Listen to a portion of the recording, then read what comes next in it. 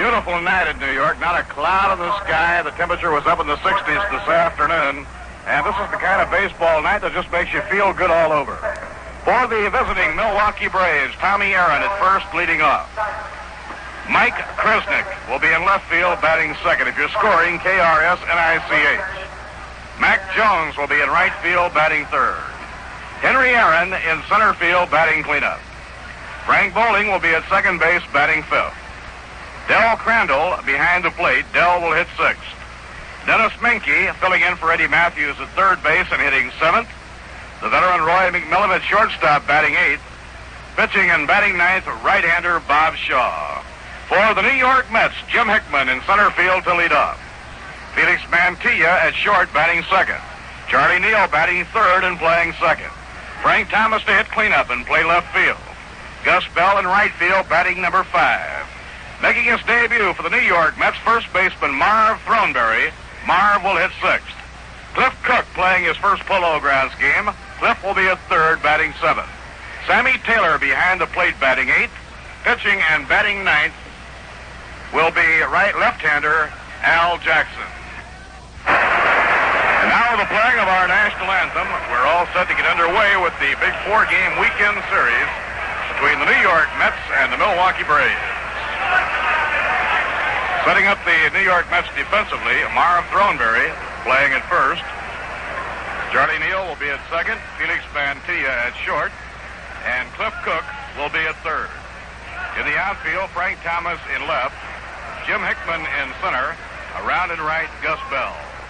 On the mound for New York, lefty Al Jackson from Waco, Texas, and behind the plate, Sammy Taylor from Woodruff, South Carolina.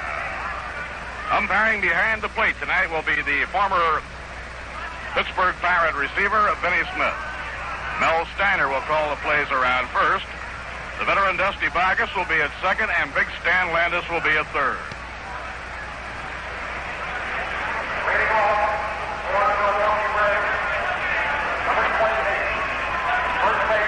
Now here we go. Stepping in to lead off in the ball game will be young Tommy Aaron. Tommy hitting at .250 tonight. He's a right-hand batter. He's been used at a number of positions by Bertie Tebbets. He's turning into an all-purpose man. Tommy Aaron, who played at Austin last year and hit .299. Right-hand batter waiting. Al Jackson out of his windup delivers. Fastball over, strike one call. Jackson pitched the beauty of the game his last time out, but lost a tough pitching duel to the Phillies 2-1. His prior start, he shut out the Phillies, winning 8-0. Infield to the outfield straight away. Now the pitch to Tommy Aaron. It's off the outside corner. 1 ball and 1 strike.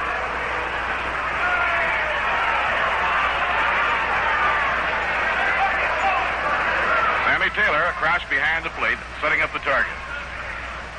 Benny Smith looking over the inside shoulder of catcher Taylor. In comes the pitch. Bounding ball slowly hit down to third, charging in Cook. He jumps and throws in time to Marv Throneberry.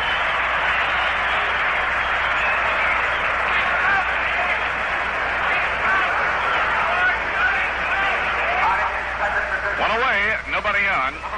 Cliff Cook coming in on the slow roller to throw out Tommy Aaron.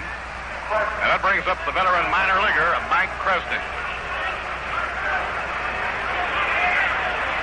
KRSNICH. Mike Kresnick playing in left field. Right-hand batter takes, and the pitch is over for a call strike.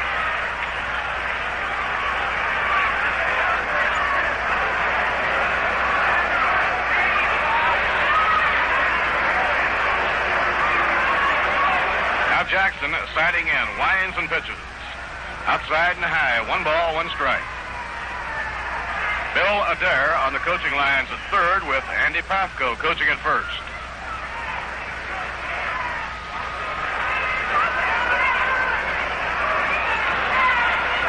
Now Jackson over the head. Around comes the left arm.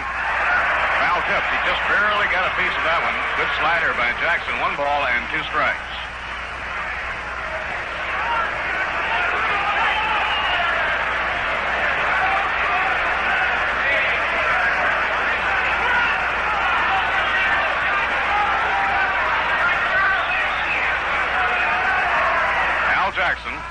Out in front on the number 2 hitter in the game, Mike Krisnick. Just off the outside corner, and the count is even at 2 balls and 2 strikes. That one didn't miss by much.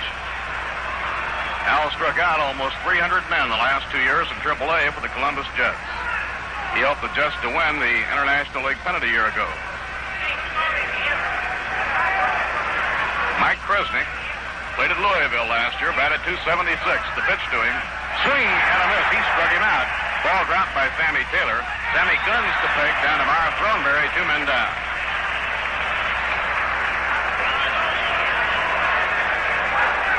Two up and 2 set aside by Al Jackson. That'll bring up Mac Jones, the right fielder.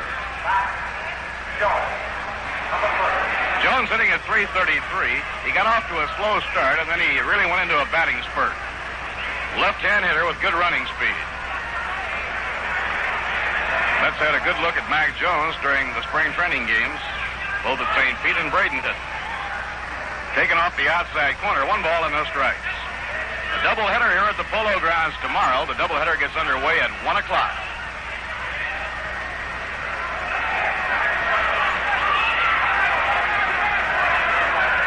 Now the windup pitch by Jackson. A ground ball slowly hit down the first base side. Over to it is Neal. He puts the Throneberry. The side is out.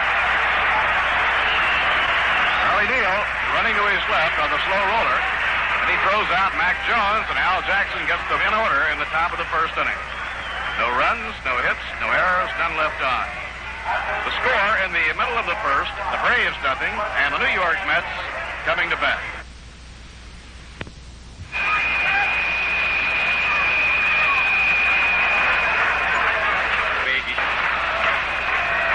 Bob Shaw on the mound for the Milwaukee Braves. Bob with the White Sox and the Kansas City A's last year. Off to a good start with the Milwaukee Braves. Bob has won 2, lost 1. Started 4 ball games, appeared in 7 altogether. His earned run average, 2.7. He has a lifetime record of 50 and 39. Jim Hickman, right-hand batter, up to lead off against Shaw, holds up on the breaking ball over, strike 1 call.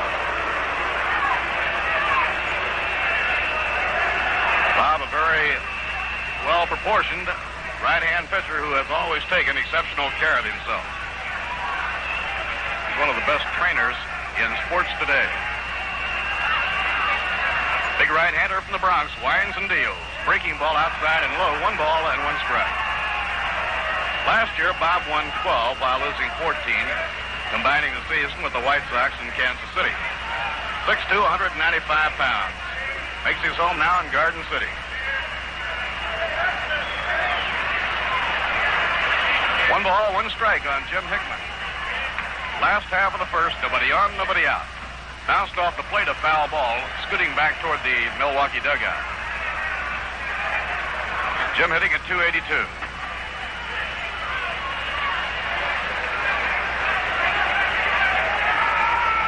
59, when the White Sox won the pennant, it was Bob Shaw winning 18 and losing only 6, who was such a big factor for them.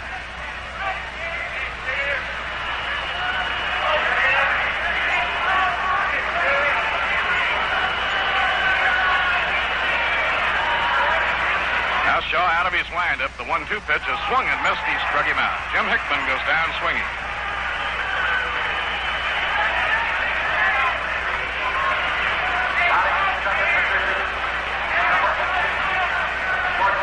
Away, nobody out, and the leading hitter for the New York Mets, Felix Mantilla, steps in.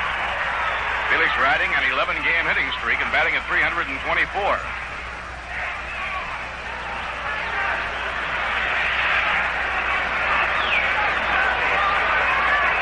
Felix Mantilla batting right-handed. Felix bends from the waist. In comes the pitch, and it's off the outside corner, ball 1. After all the bad weather the last couple of days out in Chicago, the New York Mets took advantage of the beautiful weather in New York by getting a lot of extra batting practice starting as early as 4 o'clock this afternoon.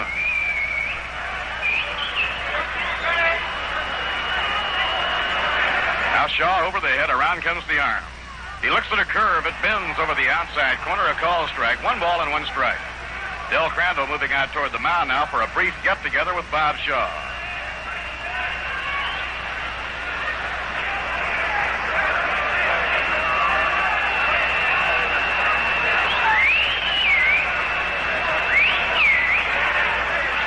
Bob Shaw, 28-year-old right-hander from Garden City, Long Island, looking in now to Del Crandall.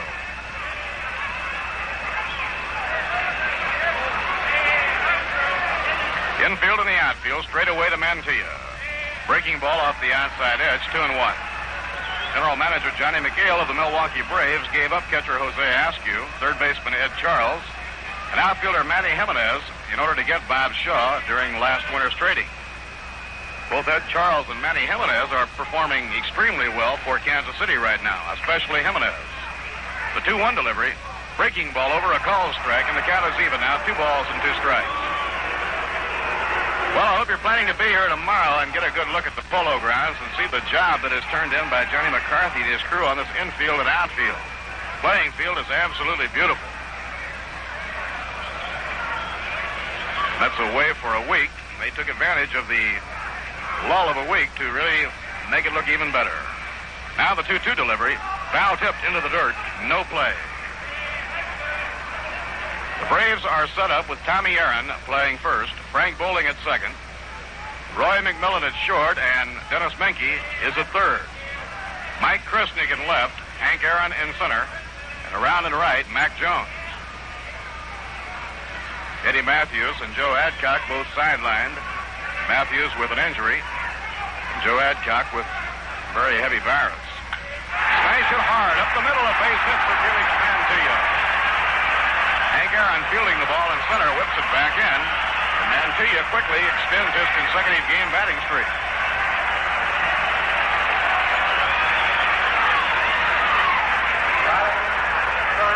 So Felix Mantilla rips one up the middle. He now has hit safely in 12 straight, and it brings up Charlie Neal. Del Crandall moving out to talk to his pitcher, Bob Shaw. Shaw uses a good fastball, good curveball, and he has a fine change of pace.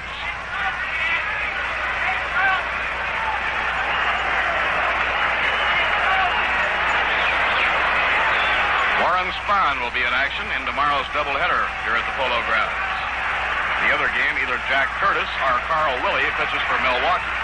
And for the New York Mets, Roger Craig and Bob Moorhead. Crowd coming alive now. We're in the last half of inning 1. Swing and a miss, strike 1. Low fastball in the outside corner that Neal went right after. Charlie's still over 300, batting at .303 with 3 home runs and 11 runs batted in. Frank Thomas waiting on deck, and then Gus Bell. Tommy Aaron moving over now to hold against the base runner, Felix Mantilla. Bob Shaw up in pitching position. Turns and fires to first. A low throw taken out of the dirt by Tommy Aaron, not in time. Breeze blowing in favor of the right-hand batters. Cutting diagonally across the field from first toward third. Whip to first again, not in time.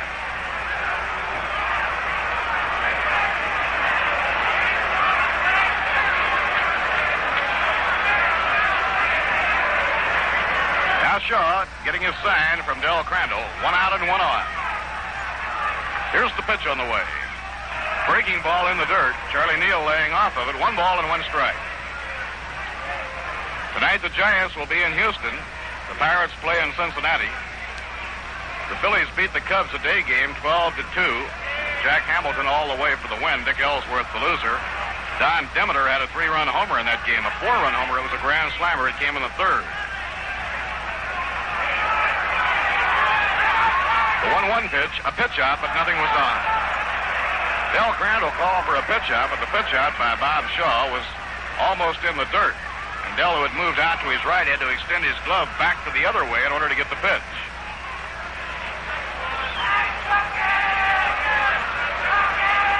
Two balls and a strike on Charlie Neal. No score. We're in the last half of the first inning. Now Mantilla grabs his lead off first. There goes Mantilla, hit and run, swing and a miss. Peg going down to second to slide. Save, stolen base.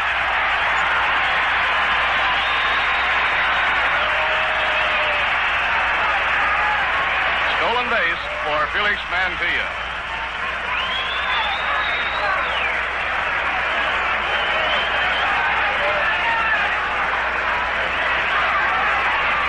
Mets had the hit and run play on. Neal failed to connect, and Mantilla steals the base ahead of Del Crandall's throw.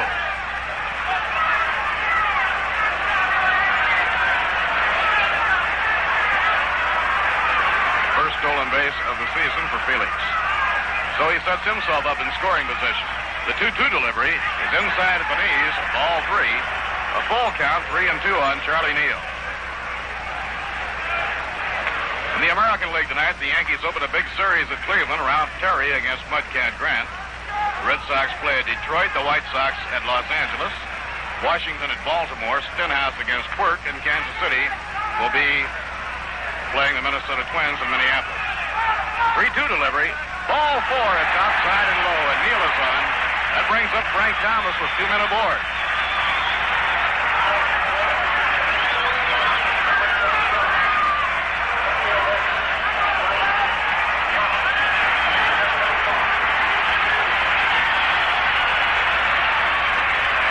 Another one of those wonderful, enthusiastic crowds here at the Polo Grounds.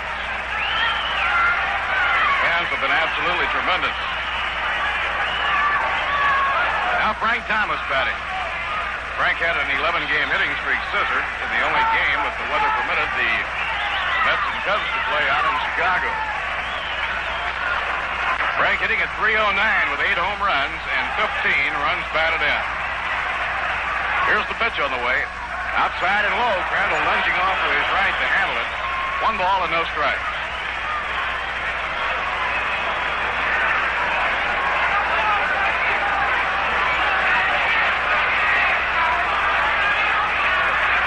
Two runners take a lead. The pitch to Thomas, a change-up curve that's over for a called strike. Bob Shaw really slowed up on that one after giving Thomas a lot of motion. 1 ball, 1 strike. Frank standing upright, and he's right up on the plate.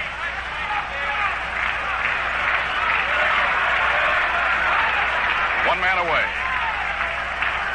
Now Shaw turns and walks off the mound for a moment to go to the rousing bag.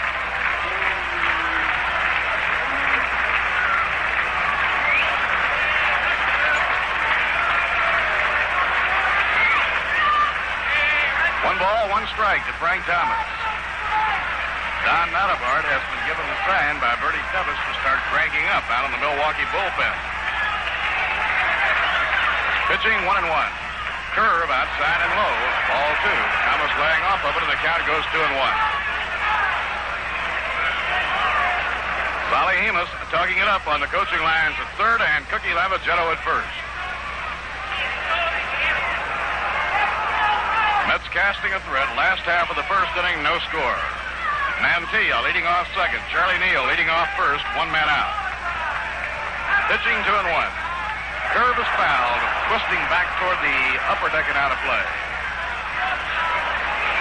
So that's an upper deck souvenir, and the count is 2-2 on Frank Thomas. Frank batting against his old teammates. He had 25 home runs playing for Milwaukee last year. He had 2 with the Cubs before being traded to Milwaukee.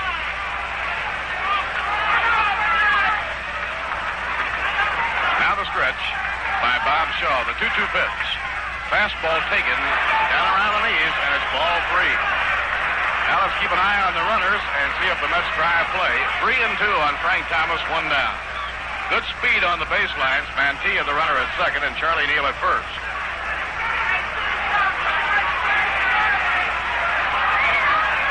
Gus Bell crouched in the on-deck circle with Marv Throneberry to follow.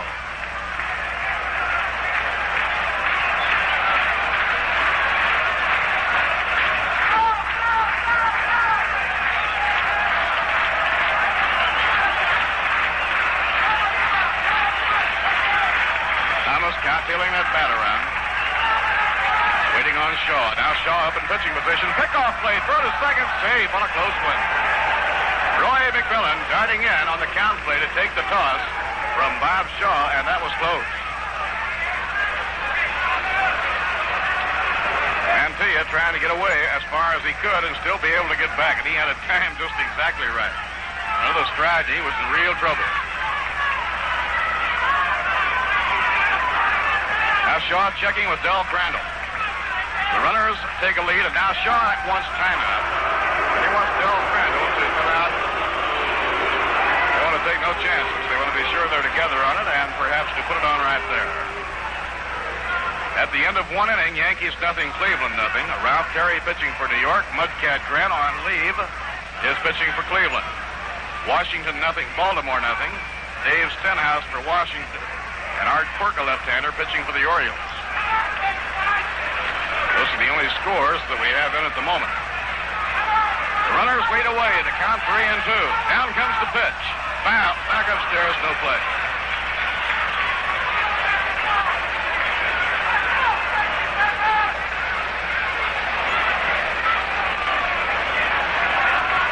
Frank Thomas fouling the ball off back into the upper deck, and the count stays at 3-2.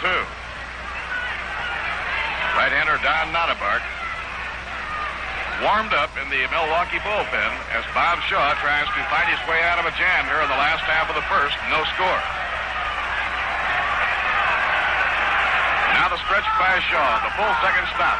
The runners hold. The pitch is swung and missed, strike three. Bob Shaw showing a lot of courage, staying right with it. He fans Frank Thomas, and that brings up Gus Bell.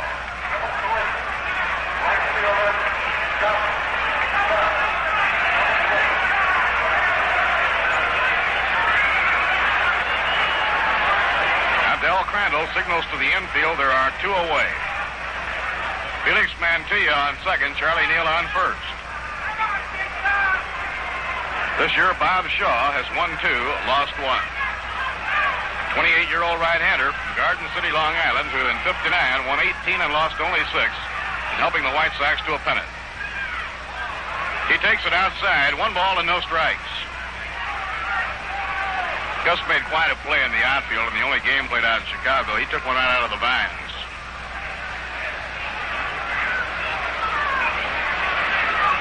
Bell standing close to the plate and up toward the front of the batter's box. Now Shaw makes the stop. Here's the pitch. A line drive caught by the first baseman, Tommy Aaron, to retire the side. Bell, who has been in a batting slump, hitting in tough luck on that one. He hit a hard line drive that Tommy Aaron reached up to grab. So the Mets threatened but failed to score in their half of inning number 1. No runs, 1 hit, no errors, 2 left on. At the end of 1, the score here at the Polo Grounds, the Braves nothing and the New York Mets nothing.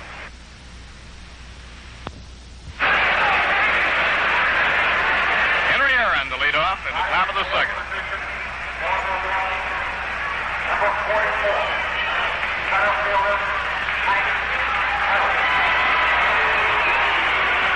Aaron has just been getting into stride. He's hitting at .258. Inside and low, it's ball 1. He was in a real tough batting slump, but he came out of it in Philadelphia. A ball game in which he had 2 homers, a triple, and a double. Hank has hit 4 home runs, knocked 11 runs in. Jackson winding. Here's the pitch to him. Fastball on the outside corner, a strike. 1 ball and 1 strike.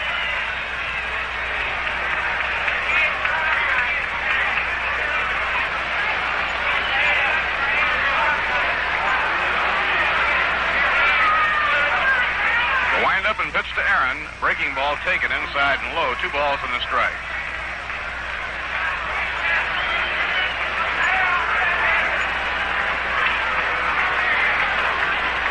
Hank, an outfielder. His younger brother Tommy is an infielder. 2-1 delivery. Bounding ball slowly hit down the third. Tough chance for Cook. Here's the peg. Not in time. He's on with a leg hit. Hank Aaron, who can fly, took the big swing, tapped it slowly down the third baseline, and he beats it out.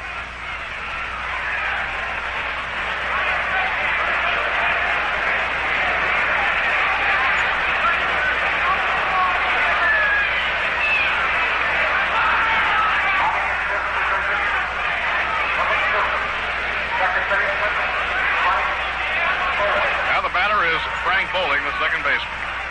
Frank came over to Milwaukee in a swap with Detroit, in which Bruton went to the Tigers, and he was the National League All-Star second baseman last year. He looks at a curve, it's low, 1 ball and no strikes. Frank Bowling, slender right-hand hitter, fine ball player. Last year he hit .262. Now Jackson off the stretch. Pegs the ball over to Marv Throneberry, not in time. Aaron practically standing right on the base.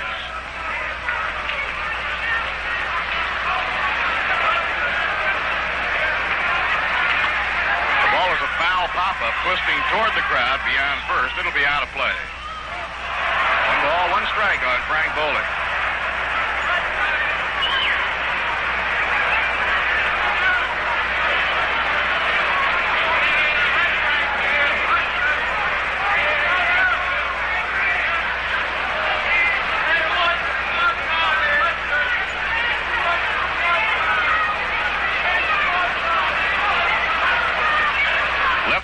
Jackson eyes the runner, Henry Aaron. Kicks the leg. Down comes the arm. Fastball off the outside corner. 2 balls and a strike. No score. We're in the top half of the second here at the Polo Grounds. The on-deck batter for the Milwaukee Braves is the veteran Del Crandall. Shoulder injury kept Del out almost all of last year, but he's on his way to making a good comeback. Now throw to first, not in time.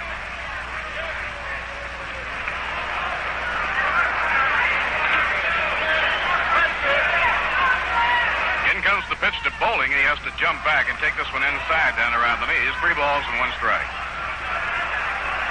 3-1 to Frank Bowling. Frank's older brother, Milt Bowling, is now an executive in the front office with the Boston Red Sox.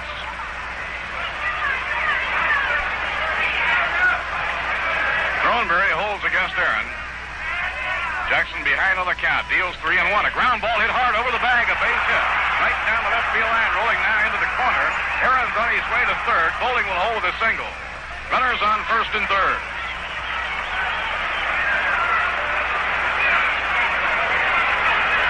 Frank Bowling hit a hard grounder right over the bag, just fair by about a foot, and then down to the corner. Frank Thomas getting over there to grab the carom in time to hold Aaron at third and hold Bowling to a single. So now the Braves, with nobody out, have runners on first and third, and Del Crandall coming up.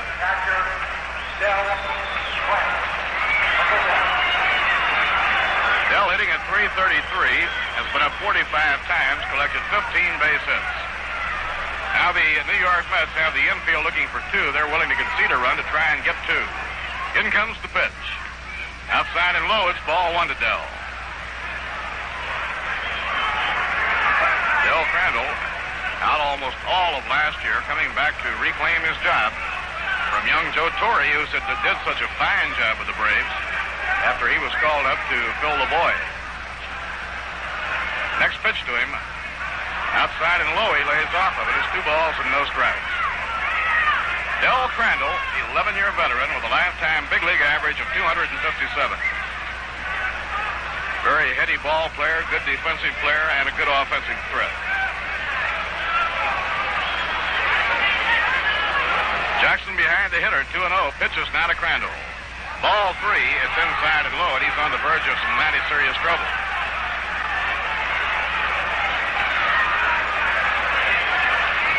Little Al Jackson, who was born on Christmas Day 27 years ago,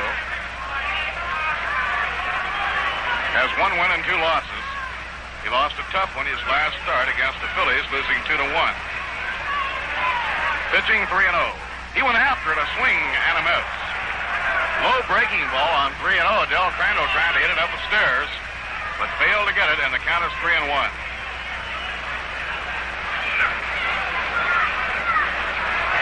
Dennis Binky, the third baseman, will be hitting next.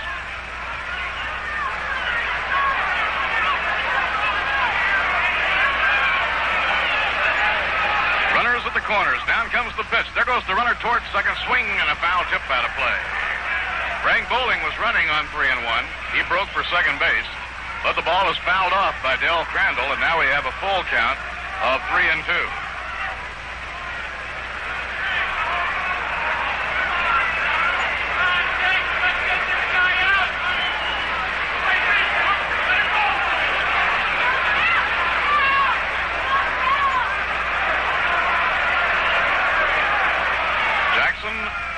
Up into pitching position. Eyes the runners. Now the pitch on the way.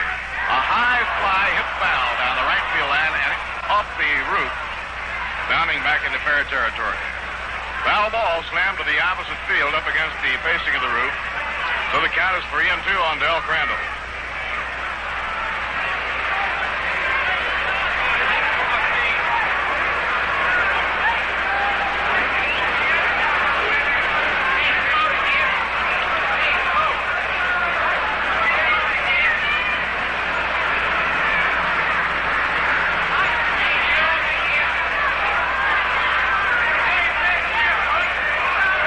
Edging off first, draws a throw from Jackson, and he hurries back. No score, but the Braves with a real threat. Runners on first and third, nobody out. 3-2 on Del Crandall. The infield looking for two. Now the pitch. A high fly ball hit toward the right field line. Maybe awful tough to reach. Bell on the run, can't get it. The ball is a base hit just inside the right field line. In to score is Hank Aaron, and runners go to second and third on the opposite field, double by Del Crandall.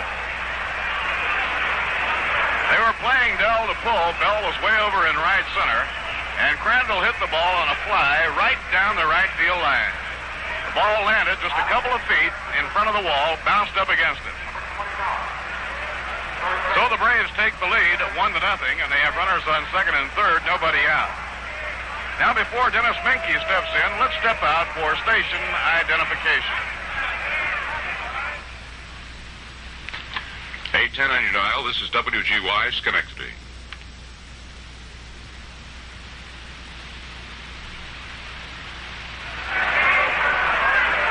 Dennis Menke, the third baseman, right-hand hitter, facing Al Jackson. Runners on second and third, nobody out. A high pop foul over toward the field boxes. Marv Thornberry running hard, but he is unable to get to it.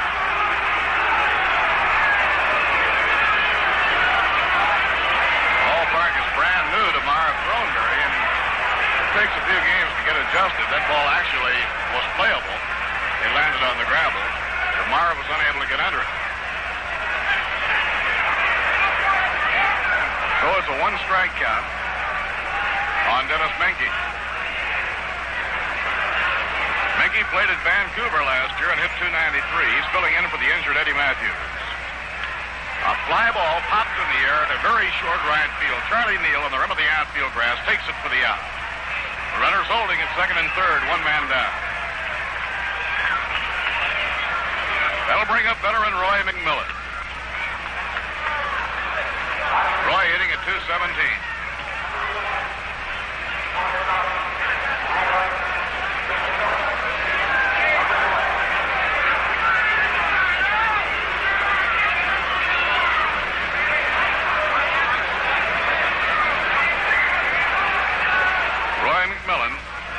Roy's a slender right-hand hitter, and he has the power to reach the seats. They have to be careful with him. He usually is particularly tough in the early part of the year. Here's the windup and pitch. Inside and low, it's ball one. Roy, an 11-year veteran, lifetime average of .246.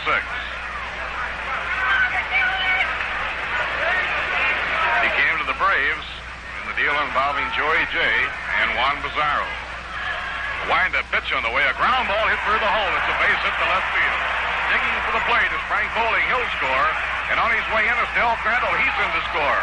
Down to second on the throw to the plate goes the hitter, Roy McMillan. And the Braves go out in front 3-0.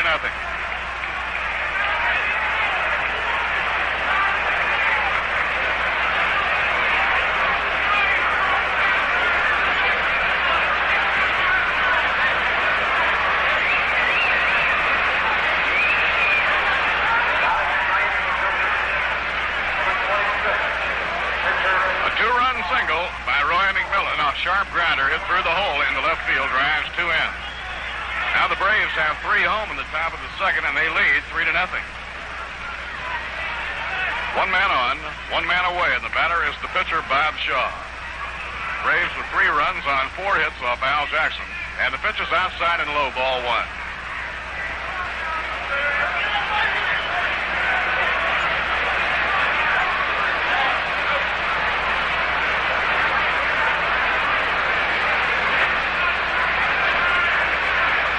Jackson up in pitching position. Delivers.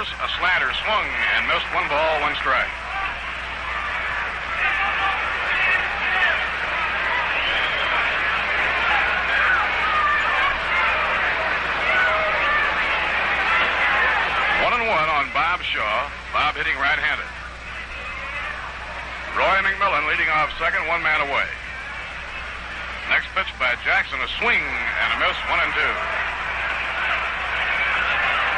Doubleheader tomorrow between the Mets and the Braves. First game starting at 1 o'clock. Single day game on Sunday afternoon to conclude the 4-game series. Pitching 1-2. He struck him out swinging. Second strikeout for Jackson. He got Mike Prisnick, the left fielder, in the first inning.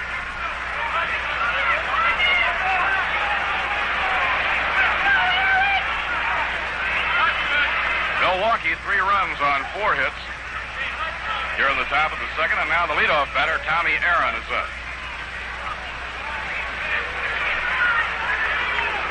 Tommy just 22 years old. He won't be 23 until August.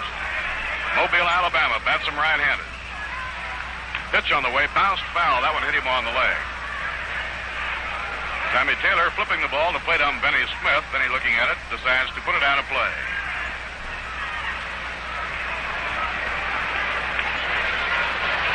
Bill Adair, who was a mighty successful minor league manager and now on the coaching staff of the Milwaukee Braves, is coaching at third. Andy Pafko is on the lines at first.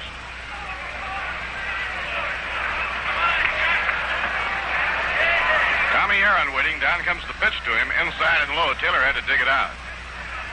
1 ball, 1 strike. Tommy was thrown out by Cliff Cook in the first inning. Tommy hitting at .255.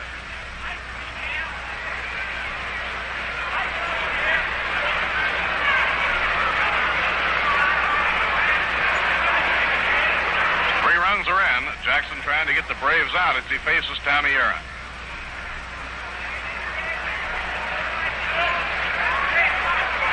Mets had a threat in their half of the first inning. They had Shaw in trouble with runners on first and second, 1 down. But he pitched down to the jam. Swing and a miss on a breaking ball thrown by Al Jackson. Tommy Aaron really gave that one a big swing.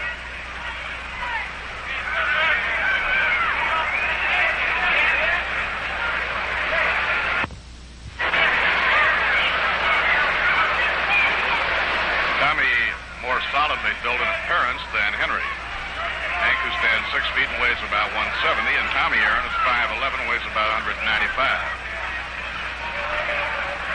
He had 15 home runs in the minors last season. Just got a piece of that one, a foul ball, and the ball came back against the inside protector of umpire Benny Smith.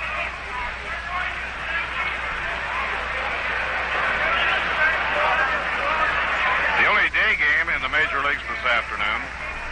The Philadelphia Phillies defeated the Chicago Cubs 12-2 with rookie Jack Hamilton going all the way.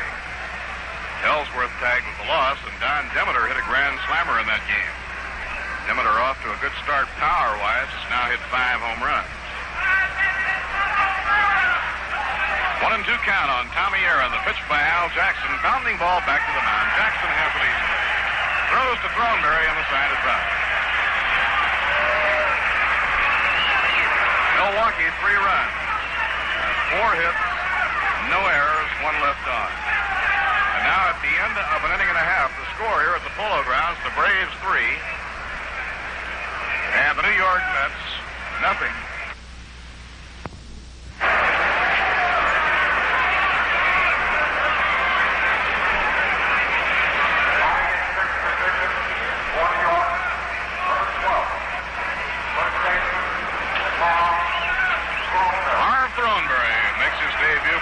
Offensively now as he steps in against Bob Shaw, a pitcher that he has faced on a number of occasions before in the American League.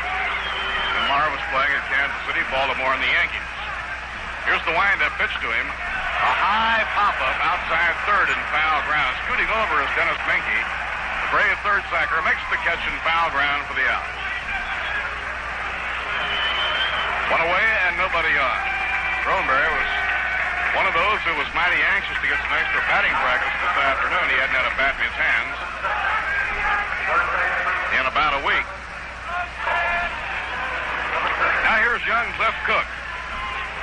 strong third baseman who was the most valuable player in the American Association playing with Indianapolis last year. Bob Shaw winds, the pitch thrown. Fastball over, a call strike.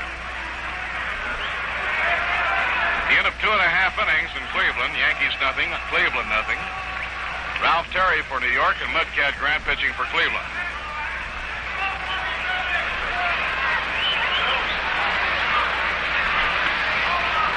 Check swing, and the pitch is taken. 1 ball, 1 strike. It's Cliff Cook, mighty powerful young man. He had 32 home runs last year. He's hit a lot of home runs in the minor leagues. He had 1 hit, and that 1 hit helped to win the game from the Chicago Cubs out at Wrigley Field in his first game as a member of the Mets. A high fly, well hit to left center field. Back goes Henry Aaron. This is way, way out there, and it's dropped by Aaron on the warning track in deep left center field. On his way to third goes Cliff Cook. He is in standing up.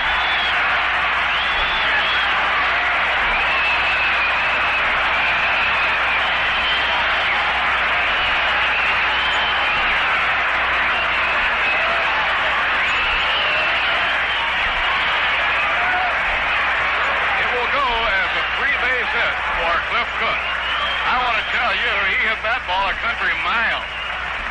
High in the air and deep to left center field. In one of the deepest points of the Polo Grounds, Henry Aaron, after a long run, running on the gravel right up against the wall where it curves in deep left center, beyond the bullpen. Aaron managed to get a glove on it but couldn't hold it. It's a tremendous triple for Cliff Cook. The batter now is Sammy Taylor. Left-hand hitter waiting. And the pitch is taken, ball 1. This Cliff Cook is really strong. He can really be something for the New York Mets. He has what you like in a ball player, and that he has the size, he has the power, and he proved that he could do it very successfully in the minor leagues. Here's the windup, and the pitch thrown. A high fly by Sammy Taylor. Back goes Aaron, back goes Grusnick. Grusnick, the left fielder, makes the grab in deep left center. Tagged up and in to score comes Cliff Cook.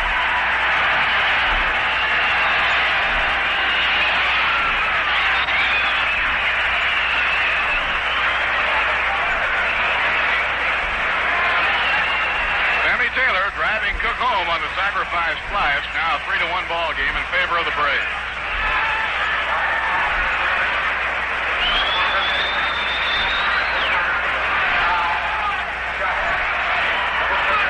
Somebody on. The batter now is Al Jackson.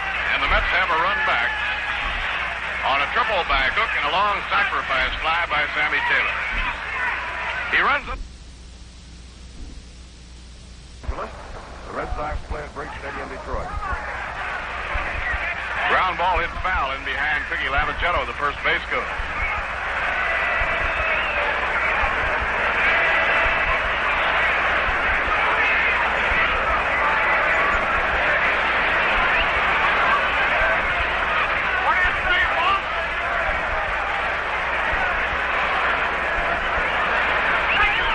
Shaw winding, the 2-strike pitch, whacked foul, swung late on it and hit it foul down the third baseline. 2 strikes to Jackson.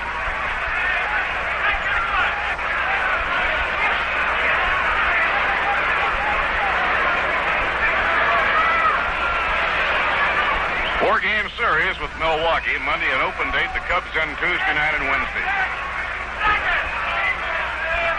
Fly ball into the right field, fairly deep. Back is the right fielder, Mac Jones, and he takes it on the warning path to retire the side. 1 run, 1 hit, no errors, none left on.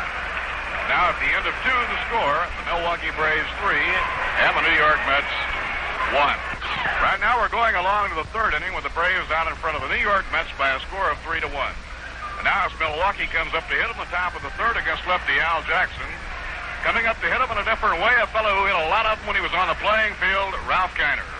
Thank you, Bob Murphy. Well, we saw a big one by Cliff Cook. That ball was hit about as far as you can hit it. All set to go at the top of the 3rd. Mike Kresnitz in the batter's box, a right-handed batter. And Al Jackson's first pitch, a fastball. It's outside, ball 1. Mike struck out swinging in his first game, first time at bat here in the Polo Grounds. So he's 0 for 1. Stands deep in the box. And the next pitch by Jackson is taken inside, ball 2. 2 balls and no strikes. The Braves with 3 runs on 4 hits in the top of the second lead the New York Mets, who picked up their only run in the game in the bottom half of the second. It's a 3-1 ball game, the Milwaukee Braves.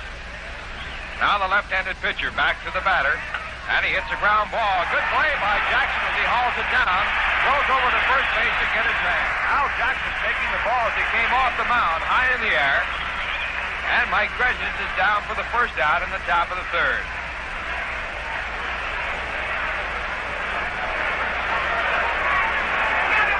That will bring up Mac Jones, the left-handed batter. Mac 0 for 1 in the ball game, grounded out to second base. Tall left-handed batter.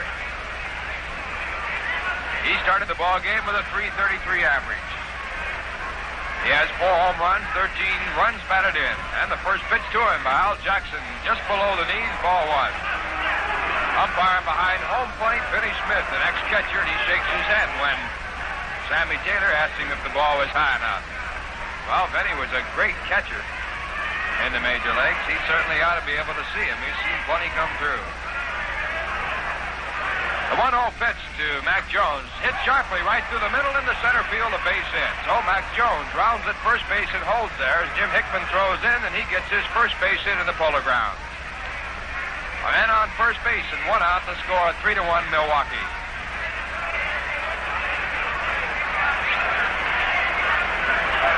That'll bring up Hank Aaron, who started off the second inning with a dribbler down the third baseline that he beat out for a base hit.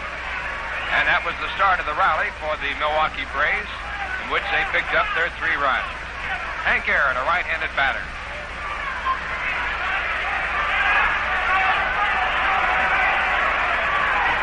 Al Jackson, checking his run at first, comes to the plate with a slider that's a called strike in the outside corner, about knee-high. Aaron off to a slow start this year, batting .258 at the start of the ball game. He does have 4 home runs. Jackson back to the plate. The pitch is popped up in the air in foul territory. Sammy Taylor coming over by the dugout, calls and makes a catch and almost runs into Throwberry. Then he cuts over towards first base as Mac Jones holds there. Nice running catch by Sammy Taylor for out number 2. There's an awful lot of room to roam back of home plate. Taylor had a long way to go to run that one down.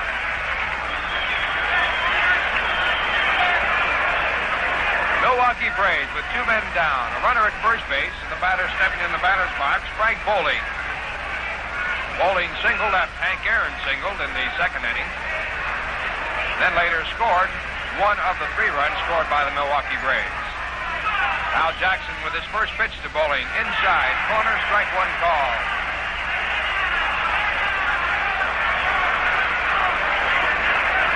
Bowling started the ball game at .273.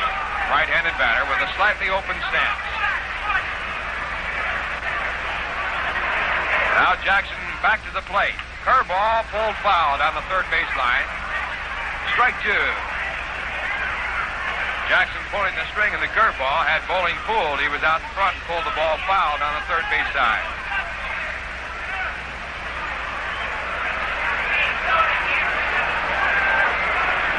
Braves lead by 2. It's a 3-1 game as Jackson looks for the 2-strike sign.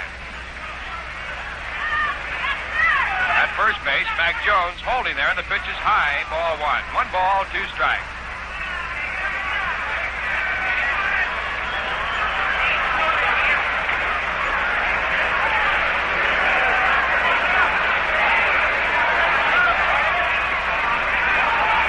Checking now back to the plate. Jones goes. The ball hit slowly down the third base side. Jackson overslips as he fields the ball and doesn't make a throw.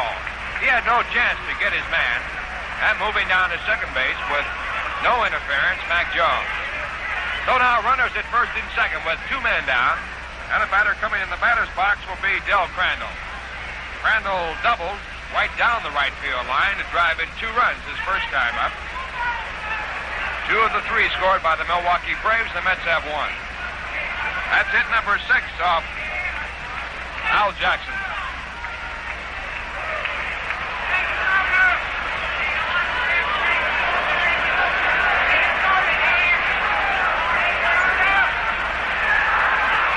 Del Crandall, a right-handed batter who missed most of all of the 1961 season because of an injury.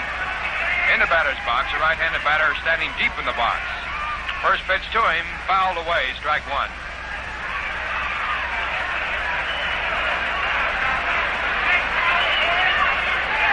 Third base coach, Jim Adair, throwing the ball away. At first base, a familiar name, familiar player, Andy Papko, still wearing his famous number 48.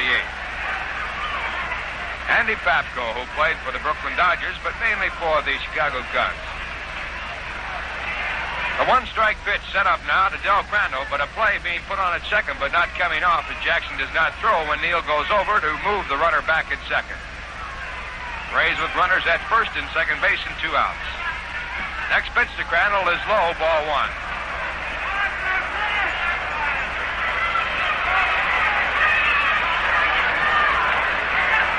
Crandall last year played in only 15 ball games, so he missed quite a few.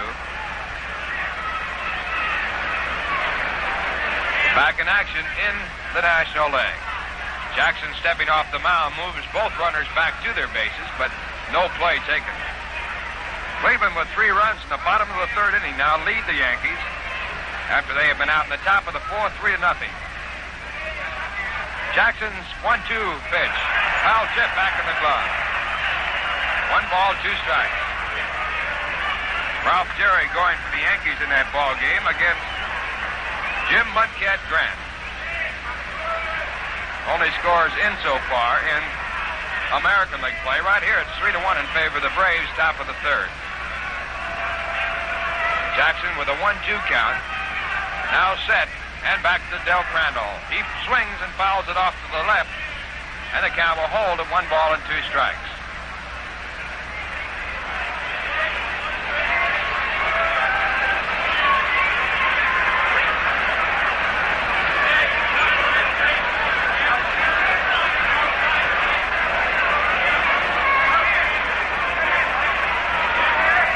A good power hitter. Now set, and the pitch back to him again is fouled away, so the pitch will go as a strike, and the count will hold at 1 ball and 2 strikes. Mac Jones out at second base. At first base, Frank Bowling. 2 men out to score 3-1 Milwaukee.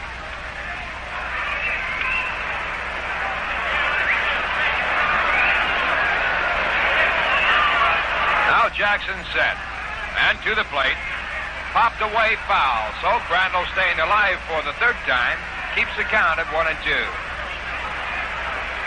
Marv Throneberry at first base for the New York Mets, a recent acquisition by President George Weiss. At second base, Charlie Neal. At shortstop, Felix Mantilla. At third base, Cliff Cook. That's your infield, playing straight away against Del Crandall. Outfield, Thomas in left, Hickman in center, Bell in right. Now the 1-2 pitch by Al Jackson. Crandall swings and fouls it down in the dirt. So again a foul ball, again the count 1-2. Sammy Taylor, the catcher for the New York Mets. In order to make room for Marv Throneberry, the roster has to be a 25-man. Bob Miller, who was acquired, was auctioned to Syracuse.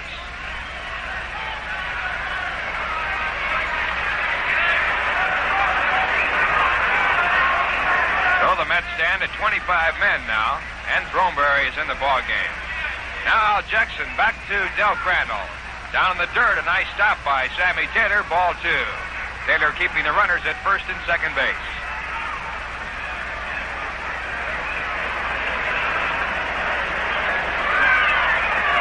Al Jackson calling time, asks for a new ball, gets it from Benny Smith, the home plate umpire.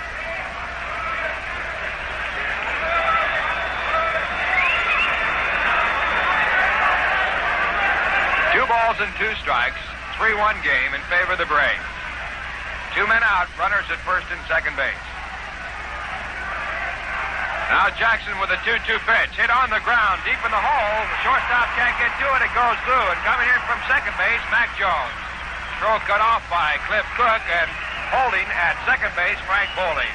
So the score now 4-1 as Mac Jones scores from second base, and Del Crandall gets his second hit of the game, and that's his third run batted in.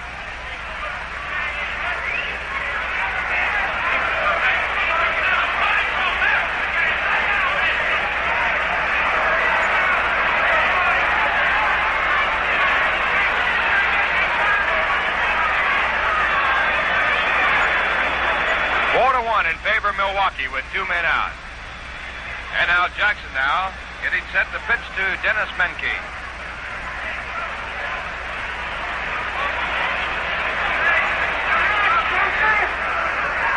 Milwaukee was 7 base hits.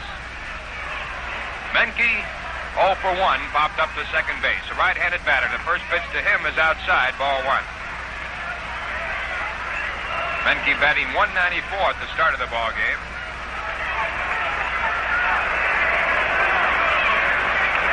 Last year batted 293 for Vancouver in the Pacific Coast League.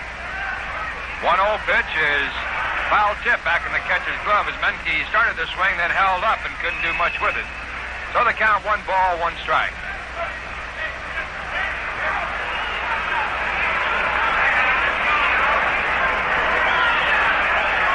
Runners at first and second and 2 outs.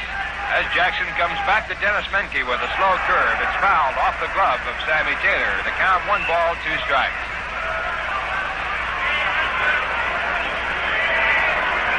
Jackson worked the first inning, 1, 2, 3, and then Milwaukee picked up 3 runs in the second, have added 1 more here in the top of the third.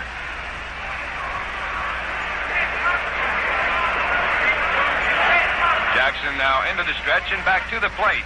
And it's a curveball. It's down the dirt. And again, Sammy Taylor blocks the ball out in front of him, holding the runners at first and second. 2 balls, 2 strikes.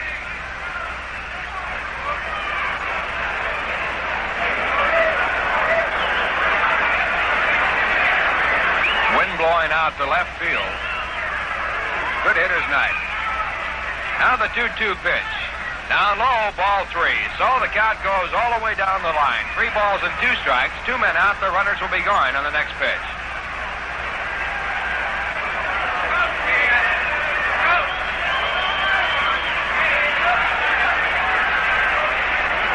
Al Jackson looking for the sign.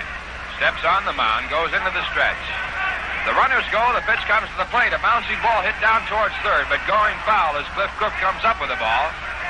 So we'll have the scene all over again. Going back to second base, Frank Bowling. Going back to first base, Del Crandall. And coming back in the batter's box after running all the way down to first base, the batter, Dennis Menke.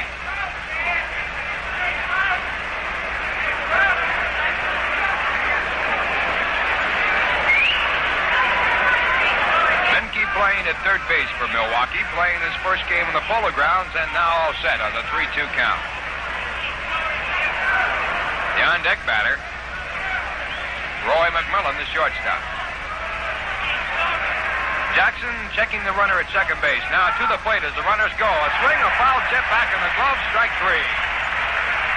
So Al Jackson picked up his third strikeout, a big one to retire the side. And in the inning for the Milwaukee Braves, 1 run on 3 hits. There were no errors by the New York Mets, and 2 men were left on base. And the score now at the end of 2 1/2 innings of play. The Milwaukee Braves 4, the New York Mets 1.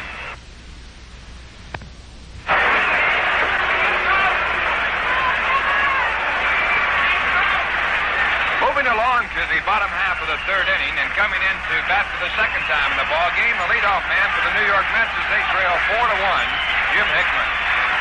Hickman struck out as the leadoff man for the Mets, so he is 0 for 1. Came on with a .282 average. Right-handed batter. And on the mound, getting set to go, Bob Shaw. His first pitch, a strike call, the fastball through. Shaw, working through the 2 innings, has given up 1 run. That came when Cliff Cook tripled to left field and scored on a sacrifice fly by Sammy Taylor. He's allowed only 2 hits. He struck out 2, and he's walked 1. Now the one-strike pitch to Jim Hickman, a slider that's off the outside corner, ball one. 1 ball, 1 strike.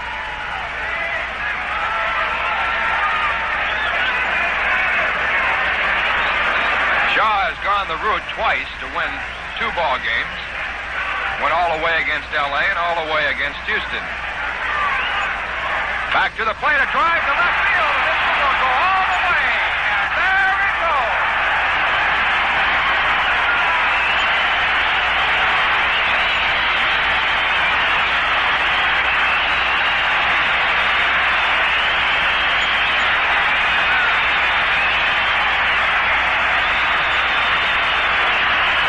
Hickman with his 4th home run of the year. The score now 4-2 as the New York Mets pick up a run with no one out here in the bottom half of the 3rd.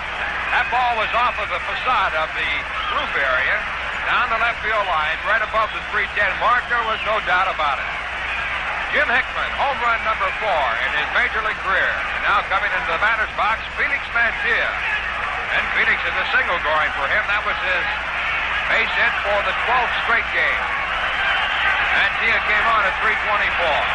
Right-handed batter against Bob Shaw.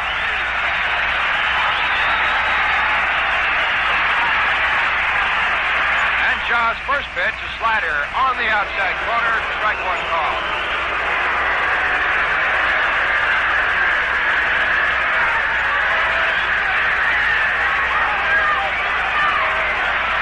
Bob Shaw on the mound goes into the windup, and the 1-strike pitch to Mantilla. Let up, it's popped up. On the right-hand side, coming over from second base, Frank Foley, he calls and makes the catch. So Mantilla's down for out number 1, and Charlie Neal comes in. Well, Jim Hickman didn't have a chance yesterday to celebrate his 25th birthday. So he had to hold it over one day to pick up a home run here a day after.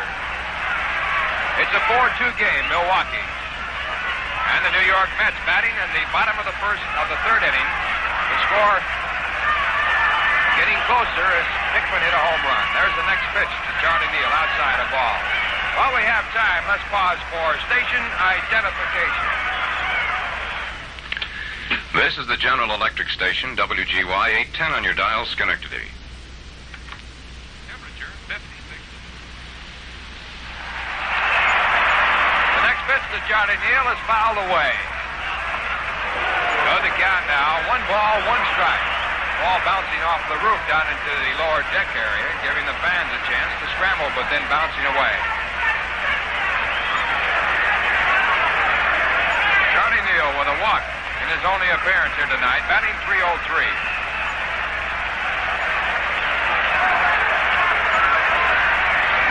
Bob Shaw back inside. Ball 2. 2 balls and 1 strike.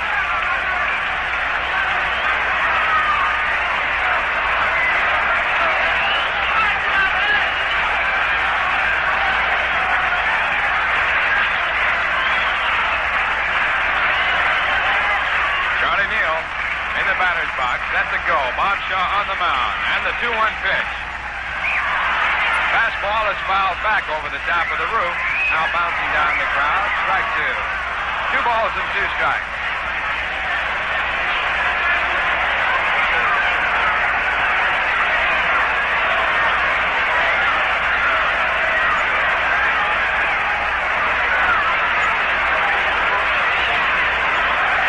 Shaw making his first appearance in the Polo Grounds, comes back in a 2-2 pitch, a broken bat, the ball hit on the ground down to third base, up with it over to first base this time. Dennis Menke. That bat just broke right in half and splintered with a piece of it going all the way out to the third base area, just short of the grass. So 2 men down as Charlie Neal goes out, and Frank Thomas comes up to bat.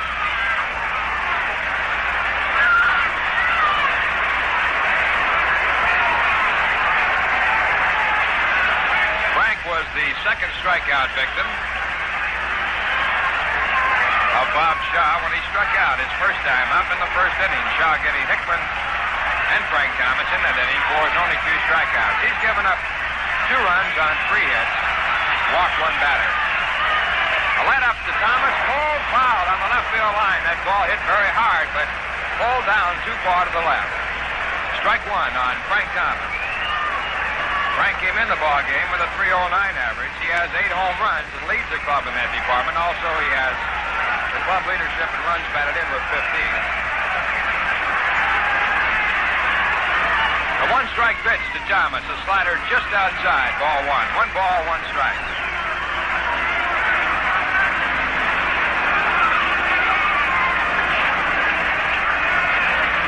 Four-2 game, Milwaukee. Bottom of the third inning. Mets have scored both their runs and long hits. Shaw back with a high-hanging curveball, ball 2. 2 balls and 1 strike. Shaw trying to change up with the curve, left it up too high. First run scored by the Mets as a result of a long triple to left field and a sacrifice fly. The other one is the result of Hickman's home run. Now Shaw with his 2-1 pitch. A slider outside, ball 3.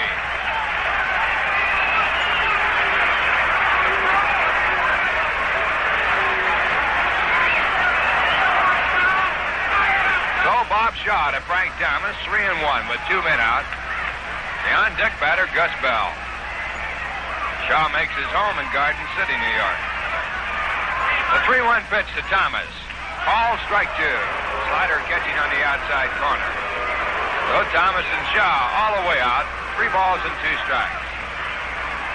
Now time called as a ball is being picked up out in front of home plate by Del Crandall. A little rubber ball.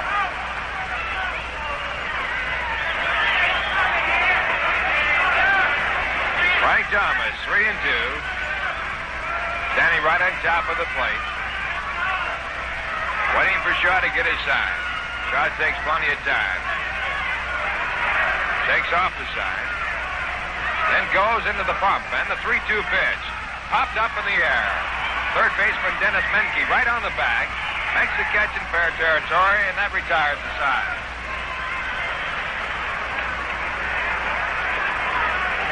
In the inning for the New York Mets, they pick up 1 run on a home run by Jim Hickman. That was the only hit in the inning. There were no errors by the Milwaukee Braves and no one left on. And the score at the end of 3 complete. The Milwaukee Braves 4, the New York Mets 2. And right here, Al Jackson set to go, and his first pitch is a called strike as he works to Roy McMillan. Score of the ball game 4-2 in favor of Milwaukee. McMillan has a base hit so far in the game and 2 runs batted in. He takes down low, ball 1. 1 ball, 1 strike.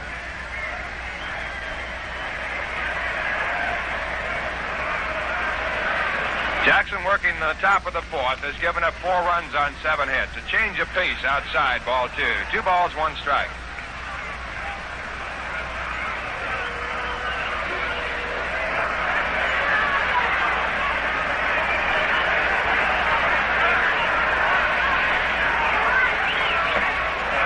A swing and a miss, strike 2. 2 balls and 2 strikes on Roy McMillan. McMillan batting .217.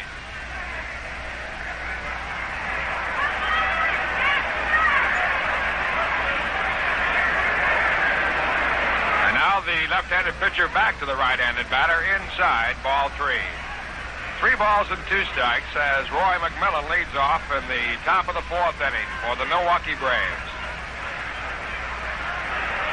The on-deck batter, the pitcher Bob Shaw. And now the 3-2 pitch to McMillan. Hard ground ball right off to the bag, bouncing over the third baseman's head. Now Cook chasing it down the line, picks it up and holds the runner at first base. That ball was a line shot that hit the bag and bounced up. Cook would not have made a play on the ball if it had not hit the bag. And McMillan gets his 2nd straight hit. He's at first base, and the batter now coming up is Bob Shaw.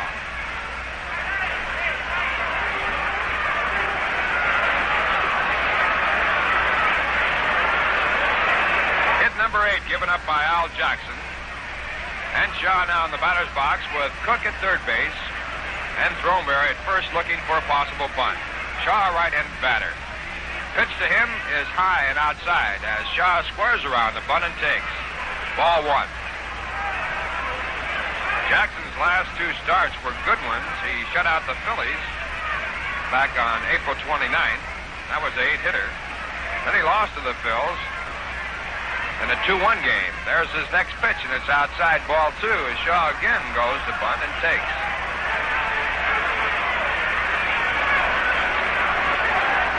Two balls and 2 strikes. Al Jackson, the pitcher. Jackson has a lifetime Major League record of 2 wins and 3 losses. He has no record against the Braves.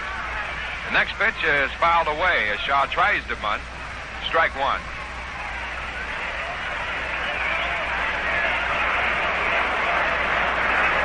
Roy McMillan at first base. No one out, top of the 4th with Milwaukee leading 4-2. Now the left-hander back to the plate. Shaw bunts foul again, strike 2. 2 balls and 2 strikes.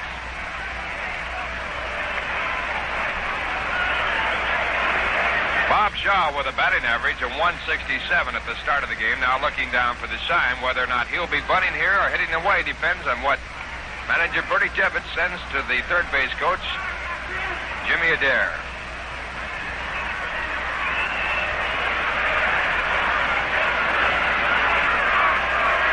Cook at third, moving back a little bit. And here's the pitch, a square on the bunt, but Shaw takes, and it's outside, ball 3. So Al Jackson now 3-2 to his second man in this inning. And we'll see exactly how Milwaukee will play it. There's no one out in the top of the 4th inning, a run at first.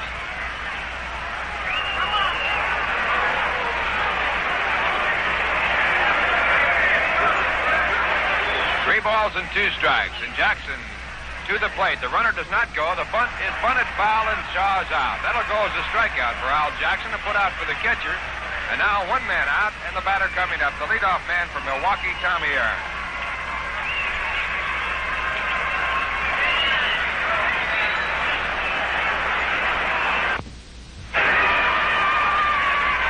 Strikeout number 4 for Al Jackson as Tommy Aaron steps in. He is 0 for 2.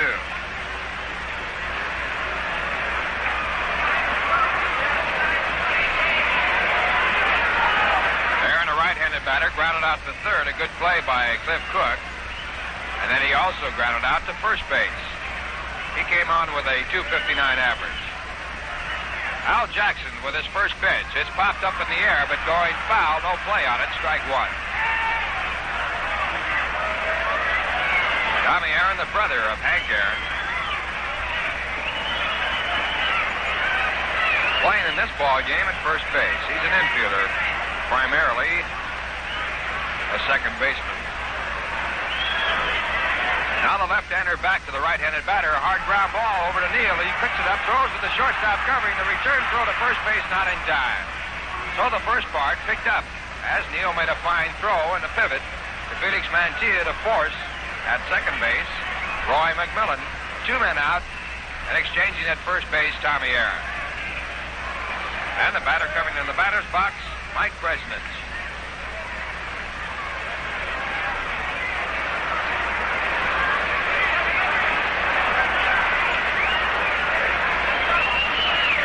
Kresnitz, a right-handed batter.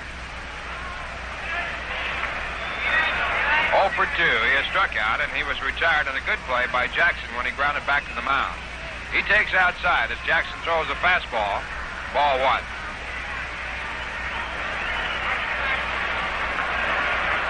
Four-2 game. Milwaukee leading, top of the 4th inning.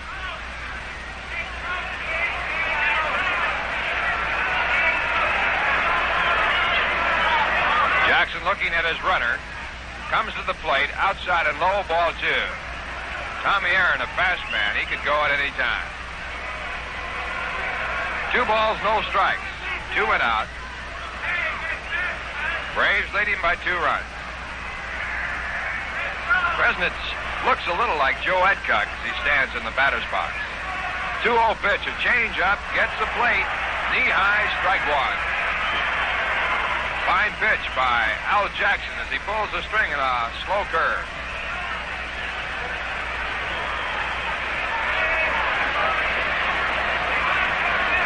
Two balls and 1 strike. as Jackson sets on the mound and comes to the plate. Fastball, it's fouled down in the dirt, strike two. So the count going to 2-2 on Mike Kresnich.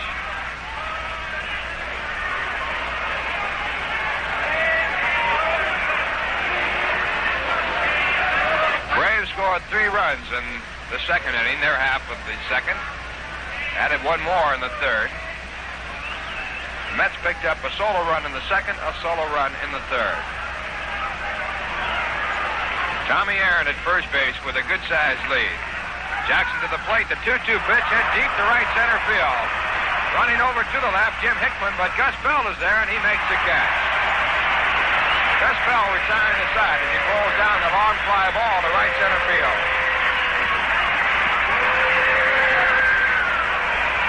And in the inning for the Milwaukee Braves, no runs on 1 hit. There were no Met errors, and 1 man was left on. The score at the end at 3 1/2 innings of play. The Milwaukee Braves 4, the New York Mets 2. That's right, and the score here 4-2 in favor of Milwaukee as the Mets come to bat in the bottom half of the 4th. Then Gus Bell will be the leadoff man. Gus lined out to first base. He's 0 for 1. A left-handed batter against Bob Shaw. And Shaw's first pitch, a fastball that catches on the outside corner, strike 1 call.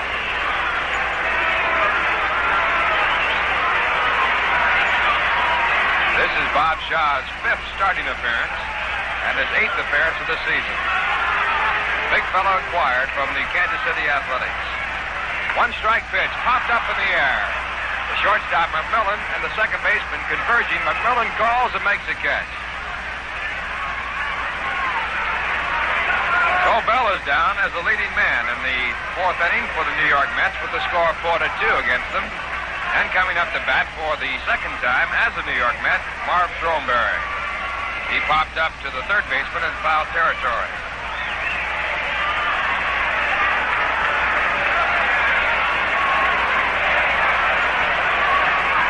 Throneberry, a left-handed batter, takes low, ball 1.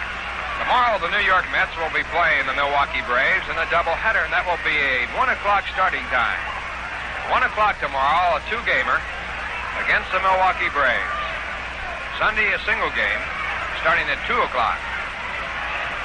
Now Shaw back to Marv Throneberry. A foul ball bouncing off of the plate and going back to the catcher. Strike 1. 1 ball and 1 strike. Throneberry has great power. Stands in the batter's box. A la Mickey Mantle stands.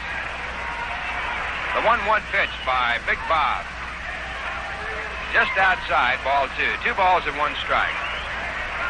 Last year, Bob Shaw started the season with the Chicago White Sox. And he was traded over to Kansas City and then last winter moved to Milwaukee. Shaw back with a 2-1 pitch to Throneberry. Outside, ball 3.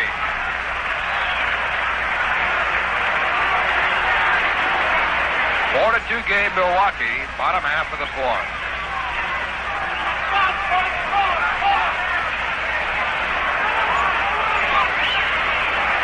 The on-deck batter, Cliff Cook. Shaw into the windup, and the 3-1 pitch is on its way. Taken, called, strike 2. So now, Throneberry, 3 balls and 2 strikes against Bob Shaw. 1 man down. As the Mets need 2 to tie.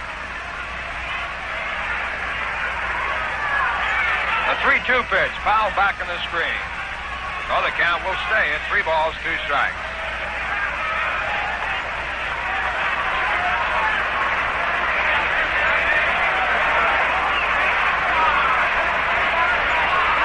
Throneberry looking for his first Major League base hit of the 1962 season. Now Shaw back to the left-handed batter. Outside, ball 4. Shaw walks his second man and puts Throneberry at first base and brings up Cliff Cook.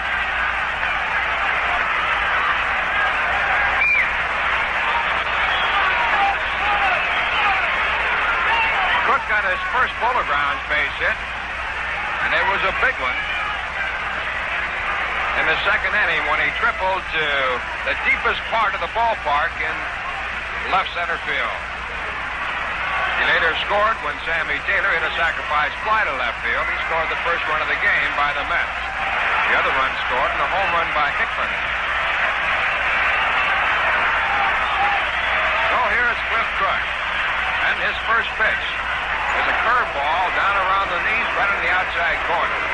Shaw throws a big overhand curveball. Also a good slider. That's probably his best pitch. And a fastball that moves in on a right-handed batter. Cook came in this ball game with 1 hit and 4 times up for the season. Fastball, it's up inside, but a little bit too far inside. Ball 1. 1 ball, 1 strike. So with Cook's triple, he now has 2 hits and 5 times up. He's batting .400 for the Mets. Cleveland out in the bottom half of the 5th. The Yanks out in the top of the 6th. So the score of that game still 3-0 Cleveland. Daly's pitching in place of Terry for the New York Yankees. Inside, ball 2. 2 balls and a strike. At the end of 5, Washington-Baltimore. Senators leading 1-0.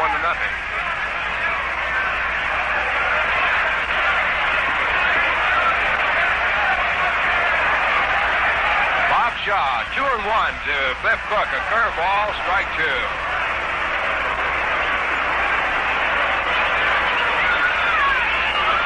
Stenhouse pitching for the Senators in that ball game. Art Burt pitching for the Baltimore Orioles. Bob Shaw with a 2-2 pitch, a sidearm slider that hangs high, ball 3. So the count now all the way out, 3 balls and 2 strikes to Cliff Cook with a runner at first base.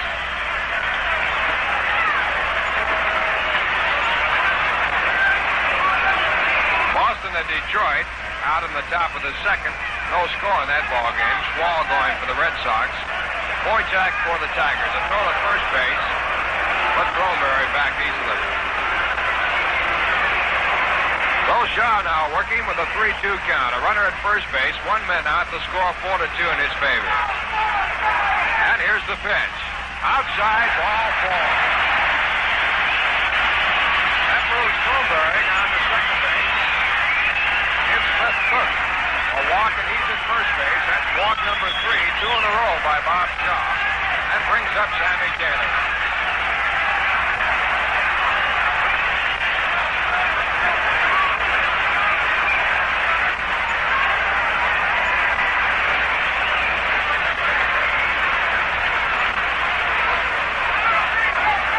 Sammy Taylor with a sacrifice fly to left field. He has a run batted in.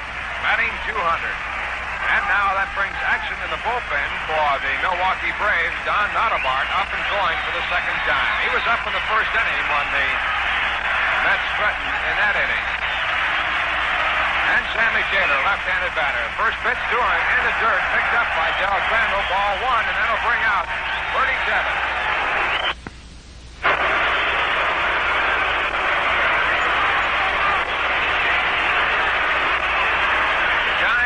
With 1 out at first base, potentially, for the New York Mets. The go-ahead run in the form of Sammy Taylor, the batter. Now Bernie Ebbets, the former Major League catcher. Back to the dugout. And Shaw now looking for the sign to pitch to Sammy Taylor with the count 1 ball and no strikes. The pitch hit on the ground to the second baseman, a chance for 2. Over to second base in time, to first base in time, a double play. So Shaw, after a brief talk with Bernie Ebbets, throws up a double play, and that retires the side. In the inning for the New York Mets, no runs, no hits, no errors, 2 walks, and 1 man left on base in the score at the end of 4. The Milwaukee Braves 4. The New York Mets 2. And once again, bringing back to the microphone, Bob Murphy. Thank you very much, Ralph. And while the teams are changing sides, let's check our scoreboard. San Francisco at Houston, not as yet underway. At the end of 3, Pirates and Cincinnati, no score. Al McBean against the Reds, Joey J. The Phillies in a day game beat the Cubs 12-2. Hamilton the winner, Ellsworth the loser. Demeter a grand slammer. Tonight at the end of 1, Dodgers nothing, Cardinals nothing. Stan Williams against the Redbirds, Ray Sadecki. In the American League at the end of 5 1/2, Cleveland 3, the Yankees nothing. Mudcat Grant for Cleveland. Buddy Daly on to relieve Ralph Terry in the 6th inning. Red Sox nothing, Detroit nothing. At the end of an inning and a half, Don Swall against Paul Foytak. The White Sox play on the West Coast against the Los Angeles Angels. At the end of 5, Dave Stenhouse, who pitched a strong game against the Yankees in his last outing, has the Orioles shut out for 5 with Washington in front 1-0. On the mound for the Orioles is lefty Art Quirk. Kansas City will be at Minnesota.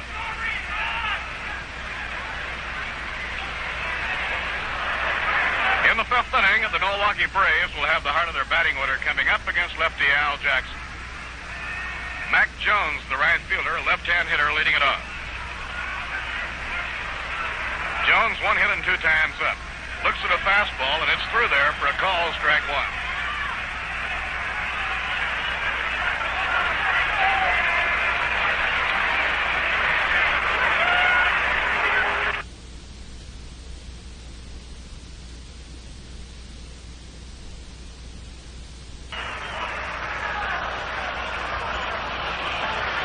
Inside, down around the knees, ball 2, 2-1. He had one of those great springs. He got off to a tremendous start, hit about 5 home runs the first 10 days down south. Braves had him up for a good look last year.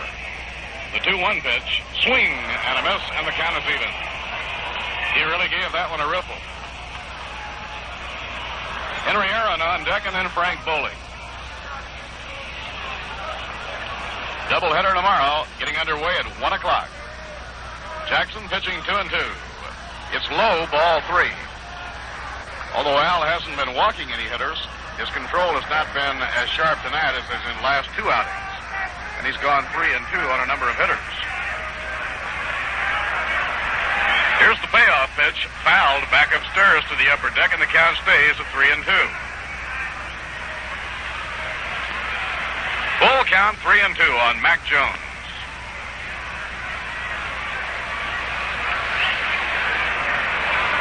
Batting out of an overly closed stance. Back foot near the restraining line. Holds the bat high and away from his head. Now the pitch. Inside and low, it's ball 4, and Jones walks, leading off the 5th inning. So there is the first walk, surrendered by Al Jackson. And it brings up Henry Aaron. Hank has 1 hit and 2 times up. Although Hank is built along slender lines, he has that wonderful power, and he's one of the most durable players in baseball. He lays off of it. Good bat control as he checked up after starting. 1 ball and no strikes.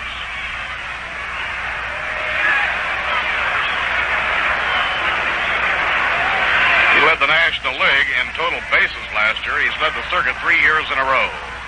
Thrown to first. Not in time. He doesn't come close to having the size of some of the big sluggers in baseball. But nonetheless, he's led the circuit in total bases 5 times and 3 years in a row. A high fly ball hits the right field. It's carrying deep. Bell has a long way to go. On the warning path, he's under it. Grabs it for the out. Aaron flies to right. That ball was high enough to give Gus time to get over there, not too far from the corner, and on the warning path. Right here before Frank Bowling steps in, we'll step out for station identification. The time. 8:10 on your radio dial. This is WGY Schenectady.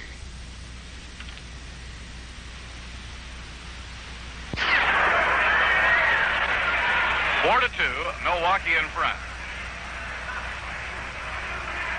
Now Jackson checks his runner, then pitches. Breaking ball over at the knees for a called strike. Frank Bowling didn't think so, and he steps out of there to talk to umpire Benny Smith about it. Benny, who played his major league ball at Pittsburgh, makes his home in Pittsburgh the year round.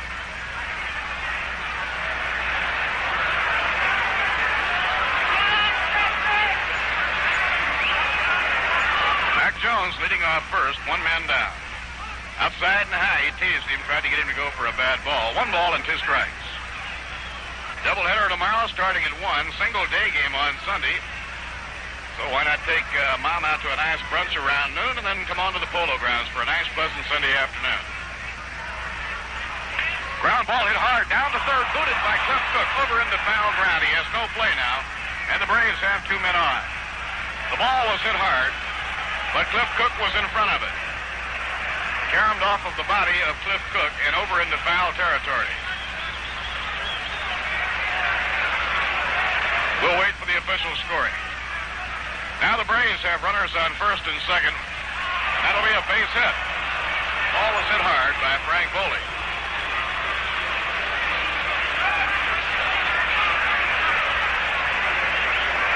So that gives the National League's all-star second baseman his 3rd straight hit in the game. He's 3 for 3. Batter is Del Crandall. Del has a double, driving in a run, and a single, driving in a run. So the veteran Del Crandall, 11-year veteran, is 2 for 2 and 2 RBIs. A strike at the knees. Braves have had at least 1 hit in every inning of the game with the exception of the first. They now have a total of 4 runs on 9 hits. The Mets have been held to 3 hits, but they've had the long hits going for them. A booming triple by Cliff Cook and a home run by Jim Hickman.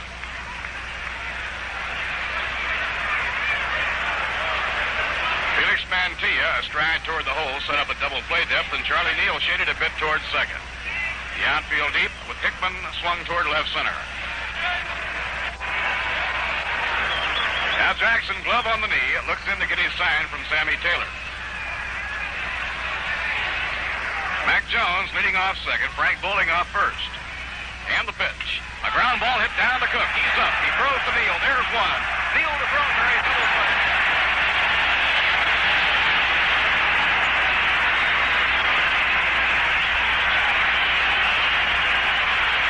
No runs. 1 hit. No errors. 1 left on. At the end of 4.5 innings, the score, the Milwaukee Braves 4 and the New York Mets 2. Now we go to the last half of the 5th inning, and Al Jackson is up against 28-year-old right-hander Bob Shaw. Bob, trying for his 3rd win of the season against a single setback, has given up 3 hits over the first 4 innings. Jackson, left-hand hitter, waiting. Fouls the ball back toward the upper deck. This will be out of play, strike 1. Al flied to right with a ball that was hit fairly well his first time up.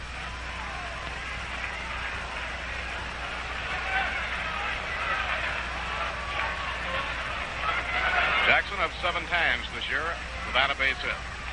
He drags a bunt down the first base line, running after to Shaw. He throws to first. Out, a great play. What a play by Bob Shaw to get Al Jackson. Tremendous fielding effort on the part of Bob Shaw.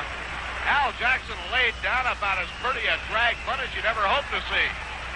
Looked like he had it beat out beyond a shadow of a doubt. But Bob Shaw, giving it everything he had, came off the mound, running toward first base. Made a head-first dive, converted himself through the air, landed on the ball, and from the prone position, flipped the ball to the first baseman, Tommy Aaron, in time. One of the top fielding plays of the young season, turned in by Bob Shaw to get Al Jackson. Al tried to drag a bunt for a base hit, and it sure looked like he had it.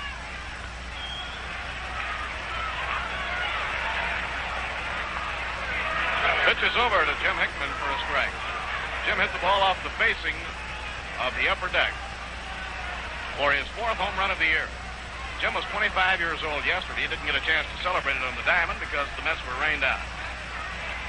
And instead they flew back from Chicago, but he put the frosting on the cake tonight. Taking a high, Hickman had to duck out of the way. 1 ball and 1 strike. Jim, quiet, talented right-hand hitter from Henning, Tennessee. He's a long striding outfielder, and he's been making some long strides for the New York Mets. They've been working with him to get him more aggressive, and he certainly has become so. Breaking ball just outside. He started to go and then held up, and he was right. 2-1. He's been jumping on that first pitch quite a bit of late, and he also banged the ball to the opposite field. Rogers Hornsby has worked with a number of the Mets to try and get them to go with the pitch and hit that outside pitch to the opposite field. Low and outside is ball 3. 3-1 on Jim Hickman. New York trailing 4-2. We're in the last half of the 5th inning.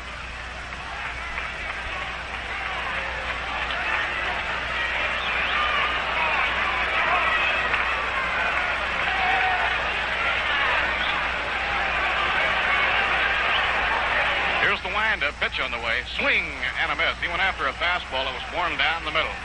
And the string is out. 3-2 on Jim Hickman.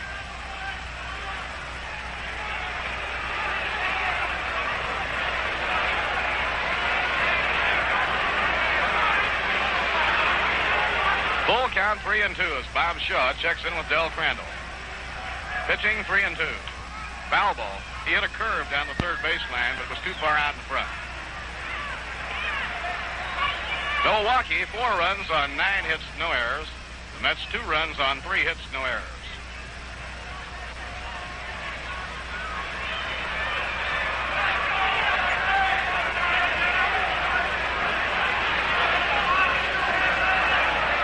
Shaw cranks up the 3-2 delivery. Ball 4. He missed the outside corner. He threw him a breaking ball on 3-2.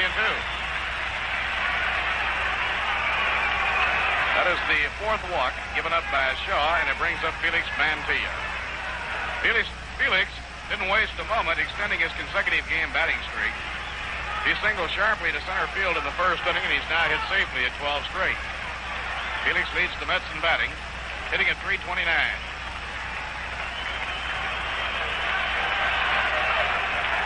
He holds up, but it's a strike on the outside corner.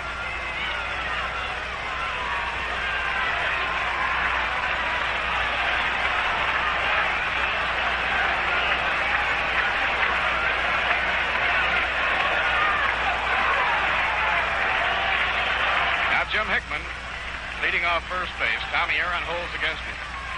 And the pitch on the way. It's inside at the belt. 1 ball and 1 strike. Beautiful night for the ball game, and we have a good and an enthusiastic crowd. Big doubleheader tomorrow that starts at 1 o'clock. And on Mother's Day this Sunday, a single game. Monday open, the Cubs are in Tuesday night and Wednesday. Pitching. Bounced off his foot. Ball rolls back to the mound, but it's a foul ball because it came right off his foot. 1 ball and 2 strikes.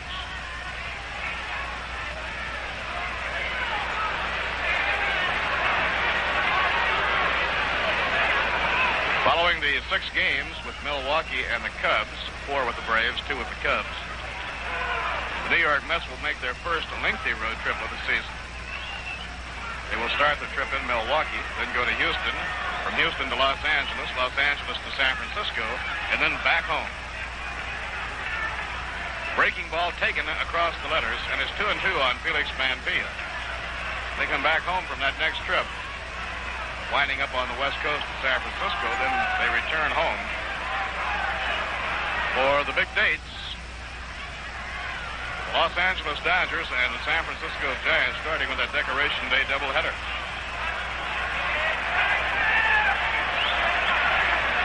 Bob Shaw makes the 1-second stop. Pitches 2-2. A broken bat grounder hit down the third. Minky up, throws to second for 1, on to first, double play. Brave infield clicking off another fast double play. This one started by the third baseman, Dennis Minky.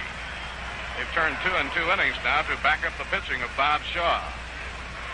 No runs, no hits, no errors, and none left on.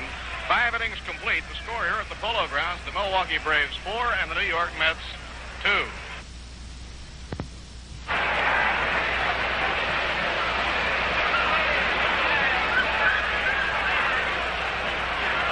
2 games tomorrow, 1 on Sunday for the Milwaukee series. The Cubs in Tuesday night and Wednesday. Doubleheader tomorrow as a 1 o'clock start. Keep mentioning that a number of times throughout the broadcast tonight because of the fact that in the very beginning it was not that starting time.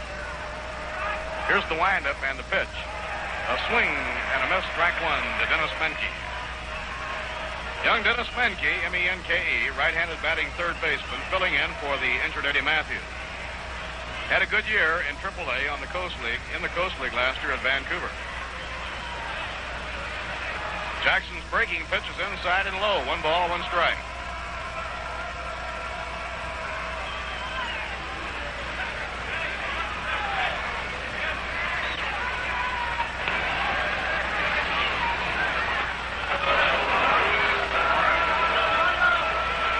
Ball 2.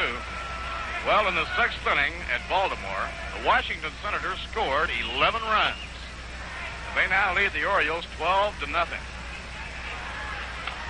A high pop foul over toward the field boxes. Cronenberry takes a look in, but sees it's out of his reach. And the count goes 2-2 on Dennis Menke. Art Quirk was knocked out of the box. Wes Stock came in, and finally Skinny Brown. And when it was all over, Mickey Vernon's Washington Senators had 11 runs. So at the end of 5 1/2, the Senators lead the Orioles 12-0. Last half of the 6th inning has been out a long time at Cleveland. Blazer right in there, calls strike 3. Dennis Menke called out on strikes. And that's 5 strikeouts in the game for Al Jackson.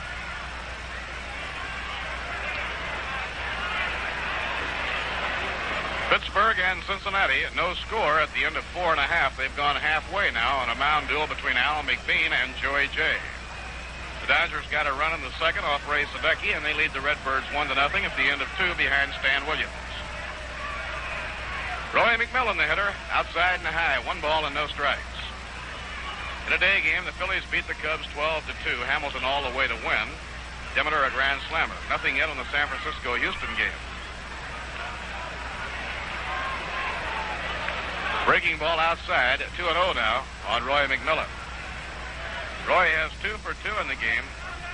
He had a big hit back in the 2nd inning, a single through the hole into left field that scored 2 runs that drove in Frank Bowling and Del Crandall.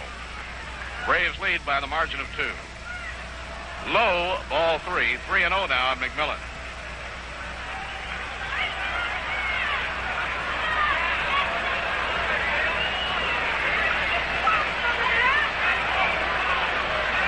Jackson behind on the count, winds and pitches. Outside, ball 4, and he walks McMillan on 4 pitches.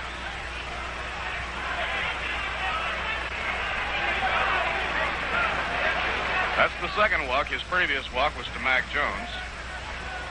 Now we're waiting for pitcher Bob Shaw. What a fielding play he made to rob Al Jackson of a base hit. Al laid down a beautiful drag punt. Looked like he had a base hit easily. And Shaw turned in a tremendous effort to dive, get the ball, and throw from the ground. Just flipped the ball. He was only about 4 or 5 strides from first when he finally got it. Bob 0 for 2, has been up twice, struck out twice. He struck out trying to bunt the 3rd strike in the 4th inning. He's around the bunt, pulls the bat back, and it's inside, ball 1.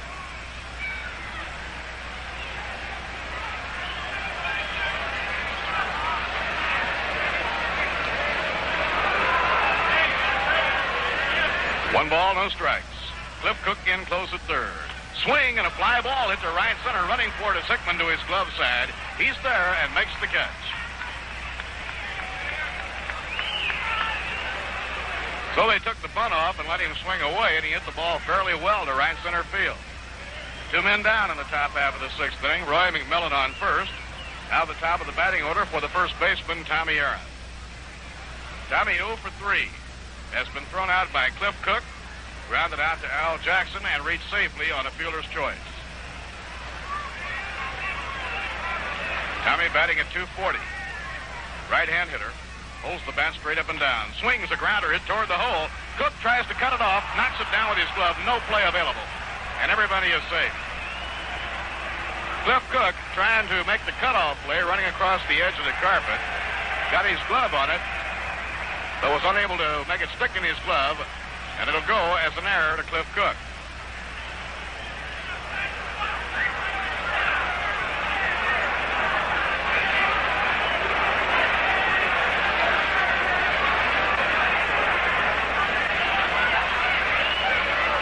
Now the Braves have runners on first and second, 2 down. Their batter is Mike Krisnick, the left fielder.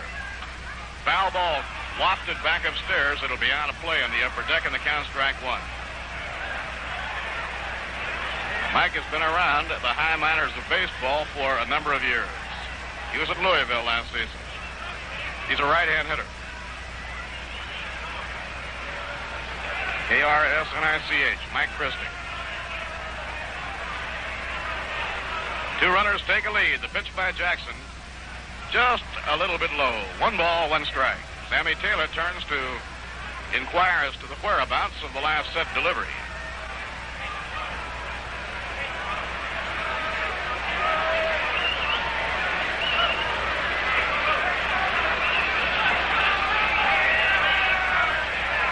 Roy McMillan, the lead runner, on second. Tommy Aaron on first.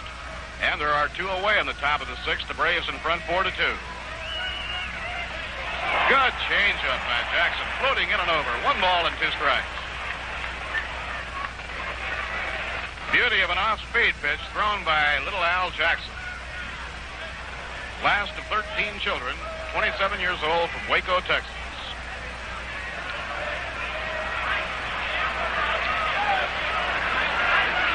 Mike Christic, right-hand batter, bending from the waist, standing well back from the plate. Very slowly keeps swishing that bat through, waiting on Jackson.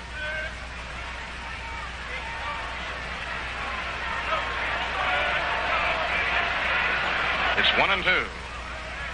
Kick of the leg, the pitch thrown. He struck him out, swinging. Good breaking pitch by Jackson on the outside corner, and he had Christic lunging on that one. No runs, no hits, 1 error, and 2 left on. And at the end of 5.5 innings, the score, the Braves 4 and the New York Mets 2.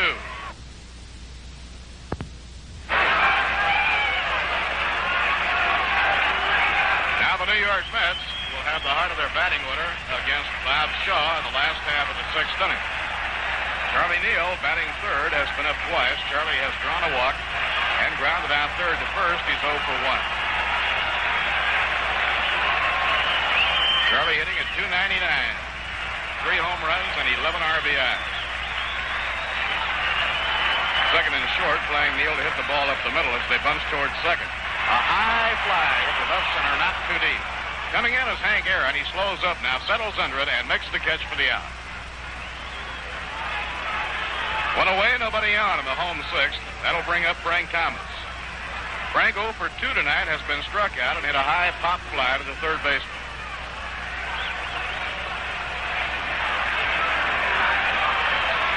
Del Crandall working behind the plate, handling veteran right-hander Bob Shaw.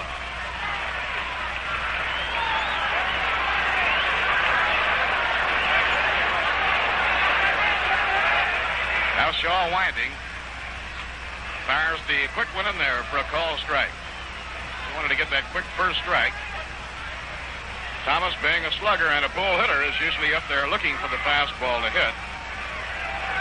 But is never surprised when particularly the Braves throw him a lot of off-speed stuff, as they have done tonight. Outside and low, 1 ball and 1 strike. Warren Spahn will be trying for the 313th victory of his brilliant career in one of the games tomorrow. Either Jack Curtis, a left-hander, or Carl Willey from Cherryfield, Maine, will pitch in the other game against Roger Craig and Bob Moorhead. He runs up, bunts, but it goes foul off to the left. Frank went to work hard on his bunting technique a few years ago to try and keep that third baseman a little more honest. They always play Thomas, a pull hitter, deep behind the bag and guard that line. 1 ball, 2 strike count. 1 out, nobody on. Last of the 6th. Braves 4 and the Mets 2.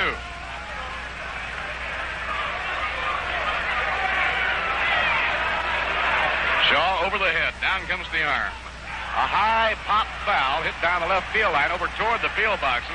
Minky hoping for a play, but it's out of his reach, into the crowd. And while everybody returns to their positions, it affords us the opportunity to pause for station identification.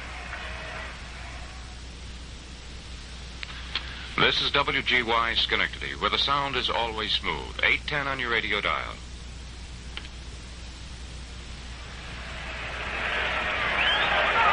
Bob Murphy with Lindsey Nelson and Ralph Kiner from the Polo Grounds. 1 ball and 2 strikes on Frank Thomas with 1 out and nobody on. Bob Shaw cranking up. Slider off the outside corner. Thomas started after it, then held up in time, and the count is 2-2.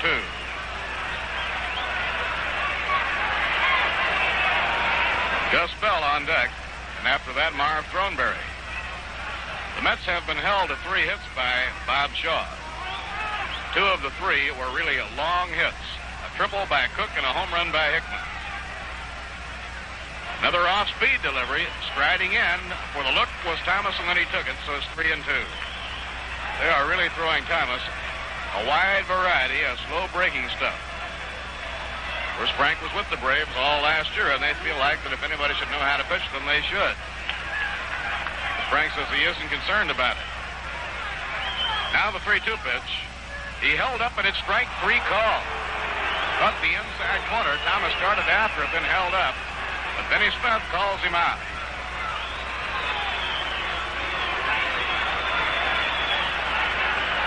Third strikeout for Bob Shaw, and the hitter will be Gus Bell. Gus 0 for 2. Hit a line drive to Tommy Aaron at first, in the first, and he popped up to short in the 4th inning. 2 outs and nobody on. Mets 2 runs behind. A little bit inside as Bell held up. Cleveland scored 4 in the last half of the 7th inning. It's now Cleveland 7, the Yankees nothing at the end of 7. Buddy Daly relieved Terry in the 6th inning. Mudcat Grant pitching for Cleveland. A drive in the air to right field, and waiting for it is Mac Jones, and he has it for the out that retires the side. The Mets go down 1-2-3 in the last half of the 6th inning. No runs, no hits, no errors, none left on. 6 innings complete, and the score at the Polo Grounds, the Braves 4, and the New York Mets 2. Right here, Mac Jones is standing in waiting for the first pitch from Al Jackson.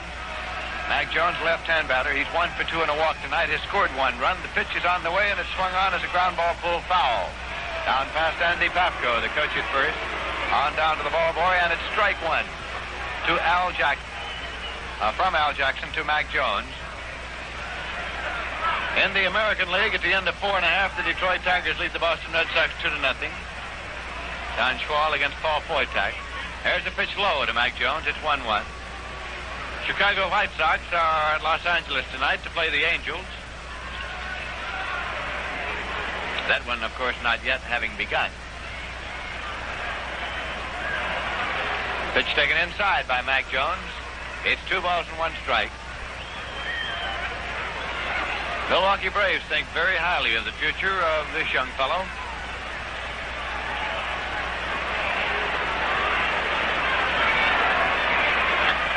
Swing and a foul ball. 2-2 now to Jones. In Baltimore, the Washington Senators lead the Baltimore Orioles by a score of 12-0.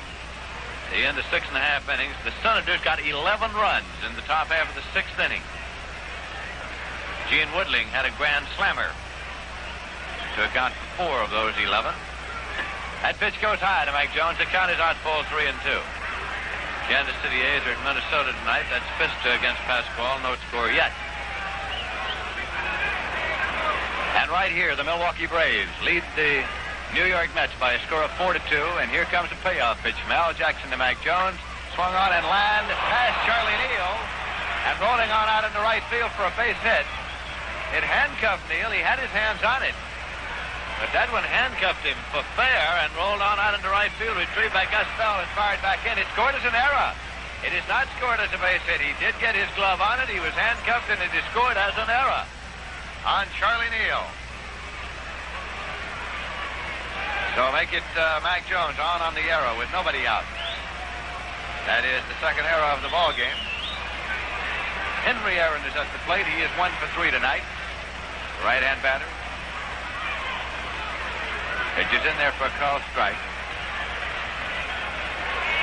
Aaron, one of the most relaxed men at the plate in baseball. It's been said by some critics that he could sleep between pitches.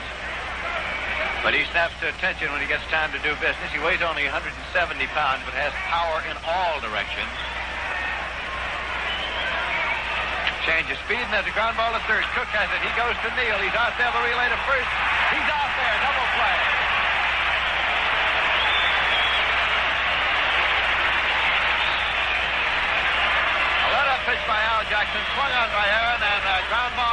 base. Taken by Cliff Cook. Fired on to Charlie Neal, who made the pivot. Coming off on the inside and fired on to Marv Thornberry at first in time to complete the double play on Henry Aaron. And so there are 2 men out. Nobody on base for the Braves. And Frank Bowling is coming up. He's 3 for 3 tonight. Big night for Frank Bowling. Pitch is low for a ball.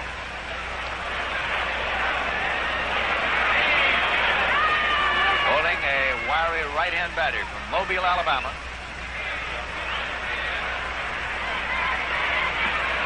He watches in there for a called strike. It's 1-1. Both starting pitchers are still in the ball game. Bob Shaw for the Milwaukee Braves and Al Jackson for the New York Mets. As the Braves lead here by a score of 4-2. Let a pitch swung on, popped up in foul territory behind the bag at third. Cliff Cook is there. He takes it to the out.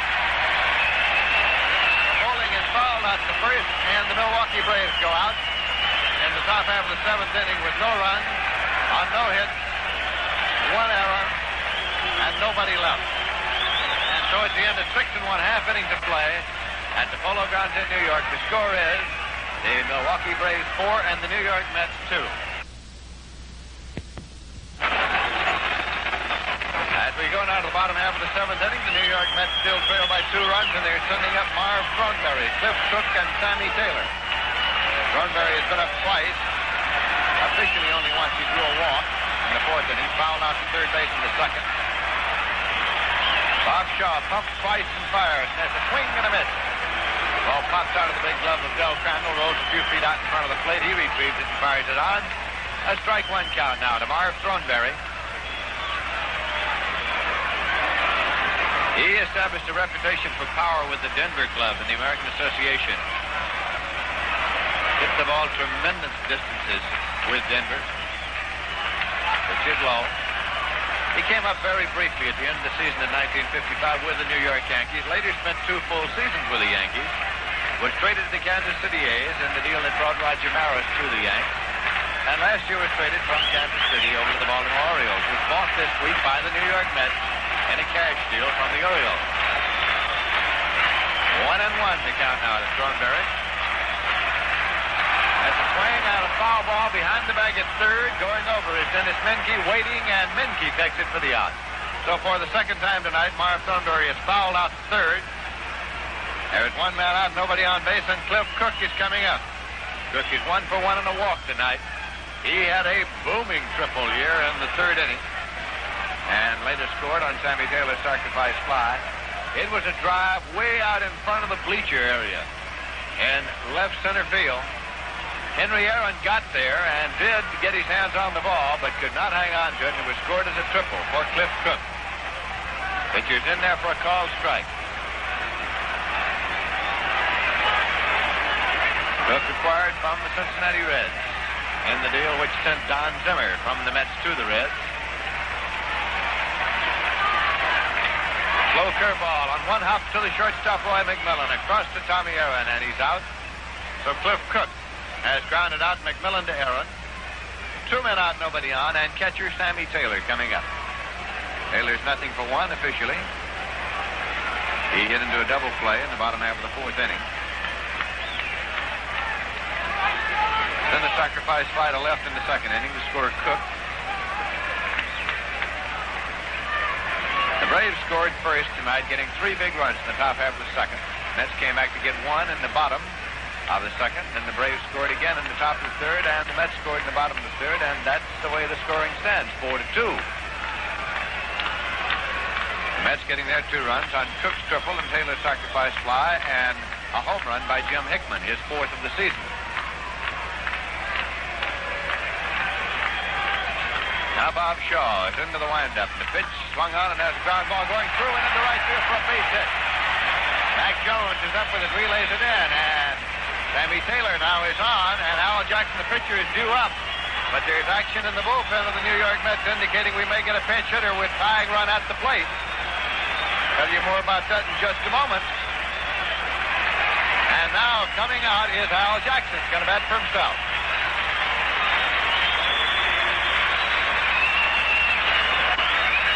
Dave Hillman, throwing in the bullpen for the New York Mets, now goes over to sit down. Dave Hillman sitting down in the bullpen as manager Casey Stengel has elected to go with his pitcher Al Jackson, leaving him in the ball game. Out and the runner at first here in the bottom half of the seventh inning. He has been up twice. He flied to right. And he tried to drag a bunt and was out barely at first base in the bottom half of the fifth inning. Jackson still looking for his first base hit of this season.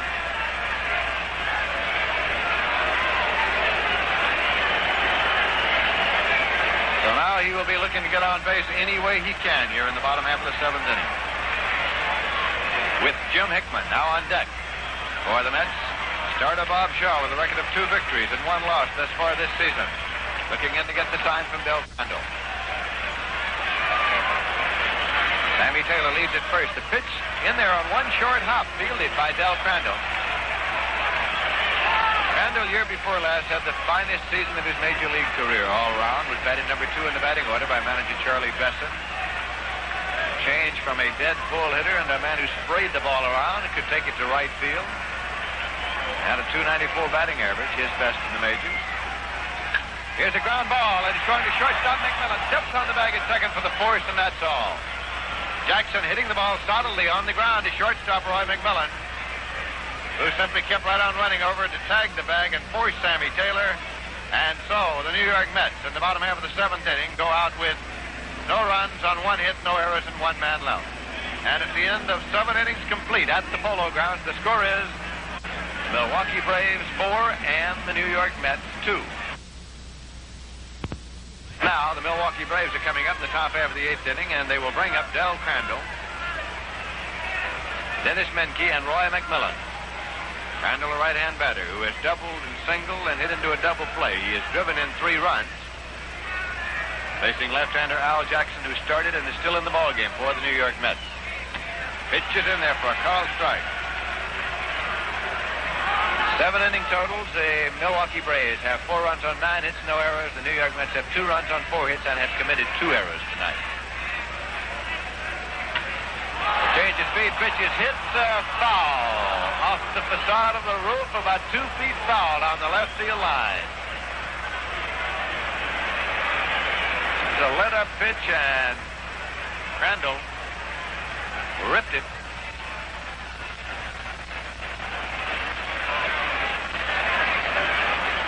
So it is a 2-strike count now to Del Crandall, as Al Jackson got hurriedly out in front. Pitch goes high for a ball.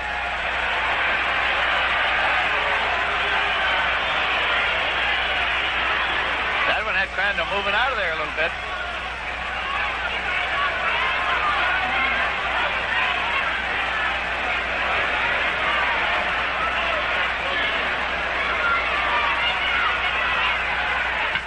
Fastball hit on the ground to shortstop. Scooped up by Felix Mancier. Across to Thornberry. Gives it a long stretch, and he's out at first base. Crandall sliding into the bag there at first. About a half slide. Skidded into it. So Crandall has grounded out short to first. There is 1 away, and Dennis Menke is coming up. Up to second, struck out and struck out.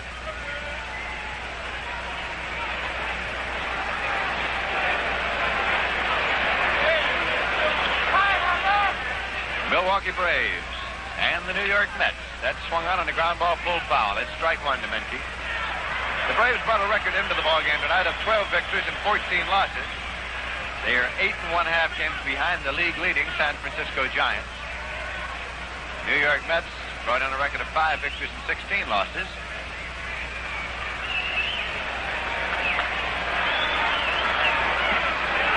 Pitch is outside for ball.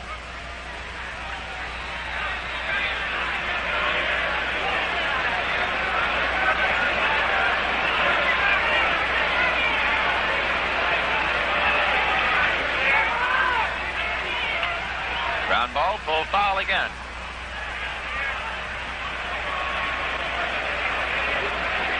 Two-strike count. 1 and 2.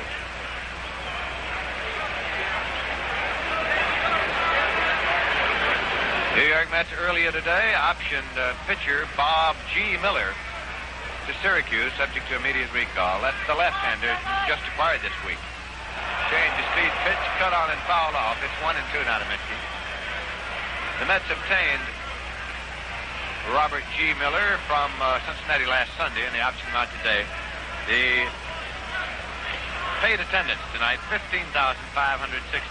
Total attendance, 16,136. You're at the Polo Grounds on a warm, comfortable evening. Swing and a miss. Struck him out for the third time tonight. Strikeout number 7 for Al Jackson.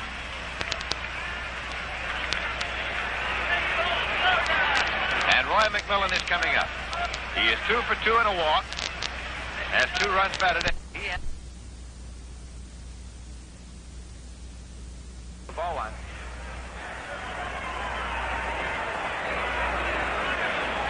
Roger Craig and Bob Moorhead pitching for the Mets tomorrow against Warren Spahn and either Curtis or Butler. And a let-up pitch going outside.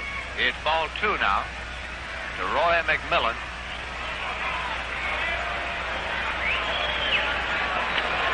Braves got McMillan in December of 1960 from Cincinnati in exchange for pitchers Joey Jay and Juan Pizarro.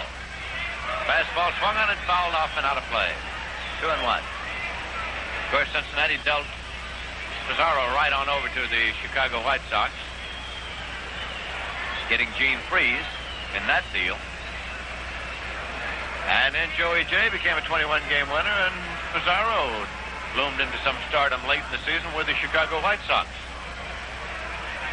Pitch is low for ball. 3-1. Was a time, of course, when the Milwaukee Braves were in their heyday of 57, 58, when they were winning National League pennants. Here's a pitch, swung on and fouled off. When they had a triumvirate of young pitchers, Carl Willie, Joey Jay, and Juan Pizarro, which led people to believe that that pitching staff, led by Lou Burdett and Warren Spahn, would go on forever. But they traded off 2 of the youngsters to get Roy McMillan. They're counting him right now 3 balls and 2 strikes.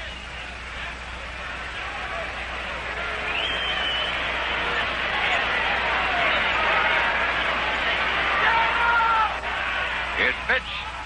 Swung on and has a fly ball going foul on the left field line, up and off the facade of the rooftop. Long strike. It's 3-2.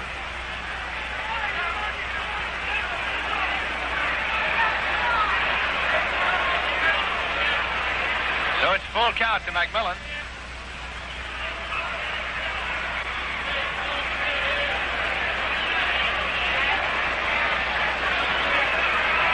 The bespectacled shortstop. Let a pitch swung on and full foul. Fielded by Billy Adair, the coach at third. Whitlow Wyatt, of course, is the pitching coach of the Milwaukee Braves. They keep the pitching coach down in the bullpen. Jimmy Dykes, of course, on the coaching staff of the Milwaukee Braves, as is Andy Papsko.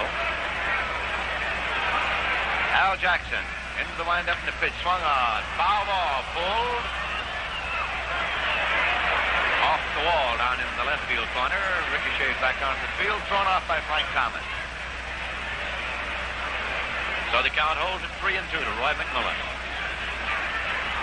He bats number 8 in the batting order for the Milwaukee Braves. Manager Charlie Dressen, when the Braves got McMillan, said he figured this would help his pitching considerably. A defensive man like Roy McMillan. Fine glove man. Let up pitches in the dirt and he walked him. That is the 3rd walk issued tonight by Al Jackson. He has walked McMillan twice. And pitcher Bob Shaw is coming up. Struck out, and fly to center. Hit the ball pretty well on the fly ball to center. The second strikeout was an attempted bunt that he fouled off on 3rd strike. So left-hander Al Jackson up to work on right-hand batter Bob Shaw. Born in New York City, lives in Garden City. Here's a pitch. Swung on. A comebacker to Al Jackson, one of baseball's fine fielders. Fires first in time and he's out. So Bob Shaw grounded out pitcher to first and in the top half of the 8th inning. Milwaukee Braves got no runs on no hits, no errors, and 1 man left at the end of 7.5 innings of play at the Polo Grounds in New York. The score is the Milwaukee Braves 4, the New York Mets 2. And now a word from Viceroy Cigarette. That's right, and we go to the bottom half of the 8th inning now with Jim Hickman up to lead off for the New York Mets. Got a home run, his 4th of the season in the 3rd. Struck out in the 1st, homered in the 3rd, and walked in the 5th. Here's the pitch. It's outside for ball 1 to Jim Hickman. Bob Shaw, the right-hander and starter for the Milwaukee Braves, still in the ball game. The crowd here at the Polo Grounds trying to get something started for the Mets in the bottom half of the 8th inning. And it's an enthusiastic gathering, as it usually is here at the Polo Grounds these days and nights. Shaw winds and fires, and the pitch is low and in the dirt. Ball 2, it's 2-0 now to Jim Hickman. He turns and looks down to Solly Amos, coach at third. These Milwaukee Braves men like Crandall, especially, who just still getting out of the dirt, should understand this kind of enthusiasm. It's the same sort of thing that greeted the then Boston Braves when they moved to Milwaukee. Those first 2 years out there, it was enthusiasm personified. That's the fastball in there for a long strike. It's 2-1, and Hickman was taking all the way. Took the 2-0 pitch. Felix Mantilla is in the on-deck circle now for the New York Mets. Hickman has a batting average of 293.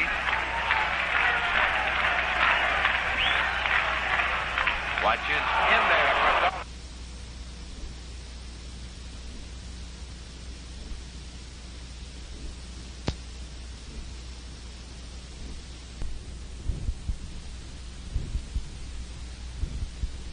when catcher Del Crandall.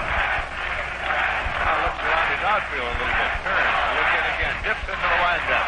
And the 2-2 pitch is on the way. Swung on a ground ball. Going up the middle. It is fielded but cannot be thrown. And it's a base hit. Mike Bowling backhanded the ball. Could not throw it. Did not turn it loose. It's a base hit for Jim Hickman.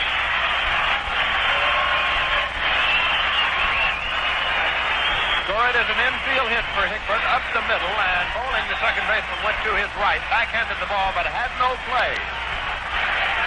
So now the New York Mets again have situation, tying run at the plate. Felix Mantilla is coming up.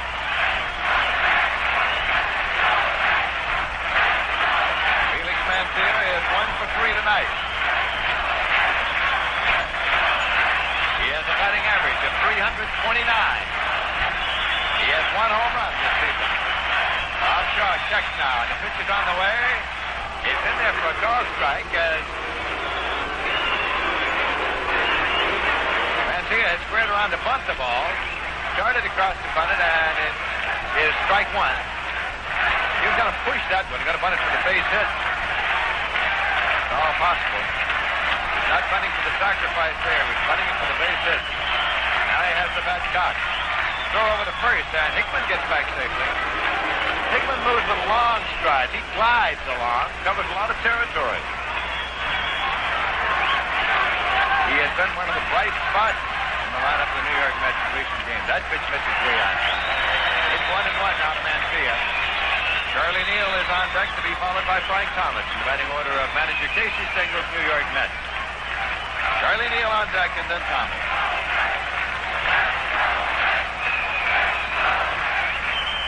Let's go Mets, says the crowd.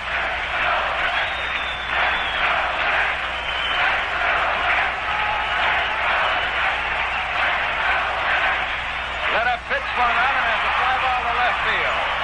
Mike Kresnick moves underneath, waits, and he takes it for the out. Jim Hickman halfway on the fly ball to left, returns to the bag at first, and that will bring up Charlie Neal.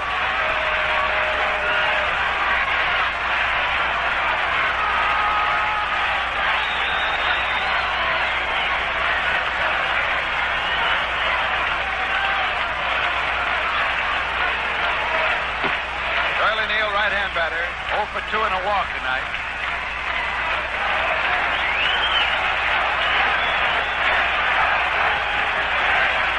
Curtis and Fisher, Jack Curtis and Hank Fisher throwing in the bullpen now for the Milwaukee Braves.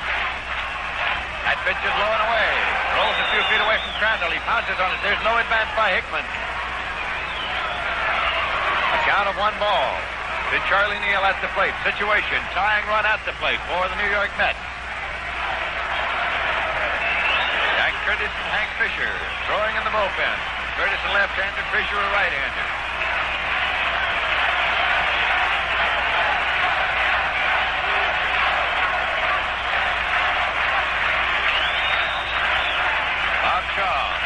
get the side. Now he has it. He's into the stretch. Hickman leads at first base. Pitch is on the way. It is in there for a called strike. Fastball taken, and it's 1-1.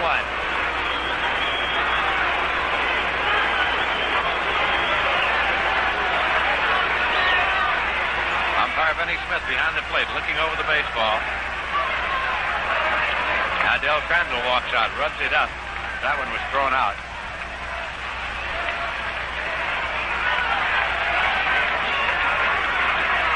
The infield hit that Jim Hickman got to open this inning for the Mets was hit number 5 for the Mets off Bob Shaw tonight. The Milwaukee Braves lead by a score of 4-2. And we're in the bottom half of the 8th inning.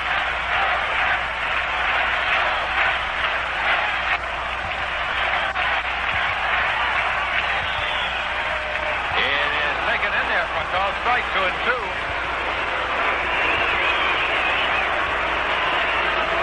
Neal steps back out of the batter's box now for a moment. Hickman is standing on the bag at first. One man out, and Frank Thomas in the on-deck circle.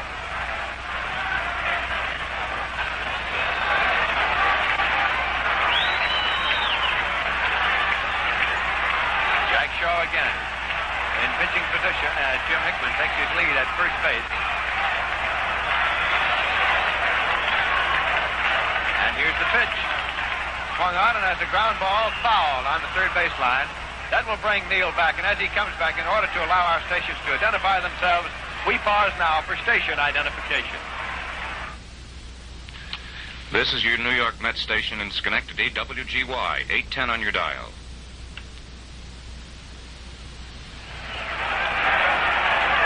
This is Lindsey Nelson with Bob Murphy and Ralph Kiner at the Polo Grounds, where the New York Mets have one man out, a runner at first, and the count of 2 balls and 2 strikes to Charlie Neal at the plate, with the Braves leading by a score of 4-2.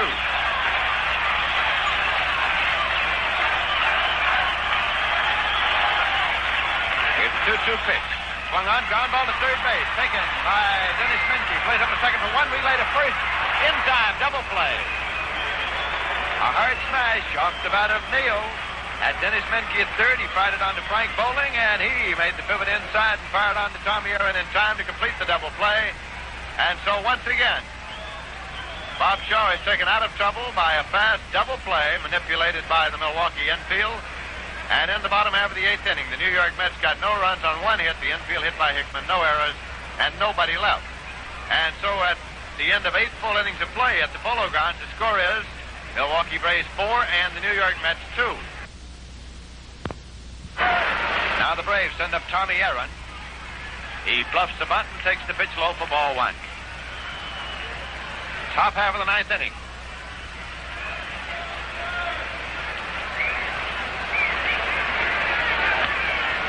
Both starting pitchers still in the ball game. Al Jackson working for the Mets. His pitch is swung on. It's a ground ball off the chest of Cliff Cook.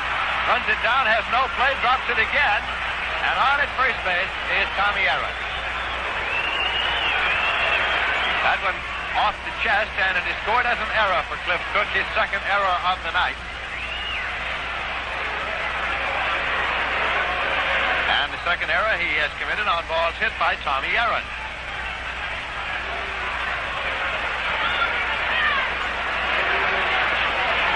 So the Milwaukee Braves have a 2-run lead, and they have a runner at first and nobody out. Mike Kresnik is coming up. He is 0 for 4 for the night. So anticipating the possibility of a sacrifice attempt, third baseman Cliff Cook has moved in even with the grass at third. Pitch is in there for a call strike, and he was not bunting on that one. That backs Cook up a step or two at third.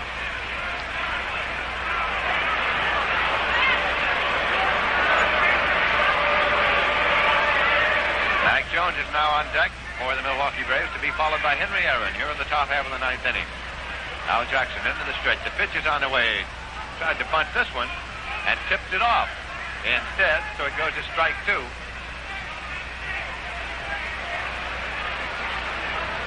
So the bunt sign was not on the first pitch, but it was on the second. Manager Bertie Tebbets of the Milwaukee Braves, of course, running the club from the dugout. His coach at third is Billy Adair. His coach at first is Andy Pafko.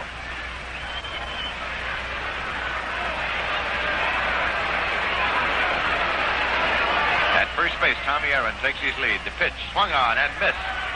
for strike 3, as Kresnik has struck out for the third time tonight. That is strikeout number 8 for Al Jackson. He has struck out 8 and walked 3. Coming up now, Mac Jones.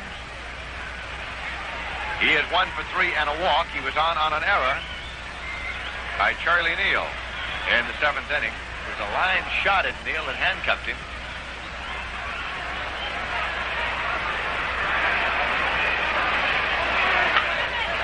Swing and a foul ball. Out of play. Strike 1 count to Mac Jones.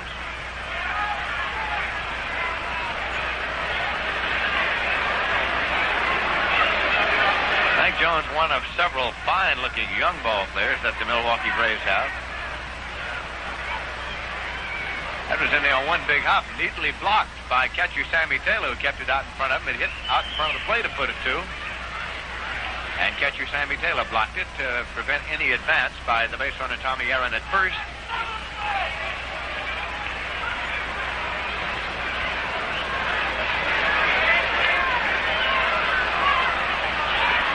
Again, Jackson set to work. Slow curveball that hits the plate and bounds on back and moves Tommy Aaron to second. Taylor runs it down, and holding at second now is Tommy Aaron.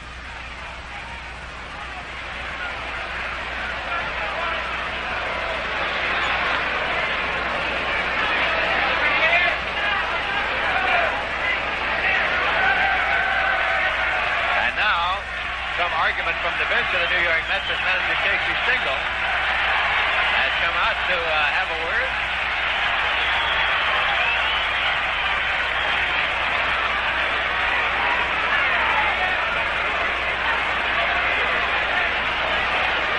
Scored as a wild pitch.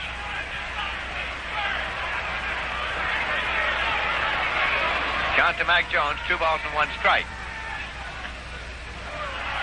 Pitch comes inside for a ball. It's 3-1 now.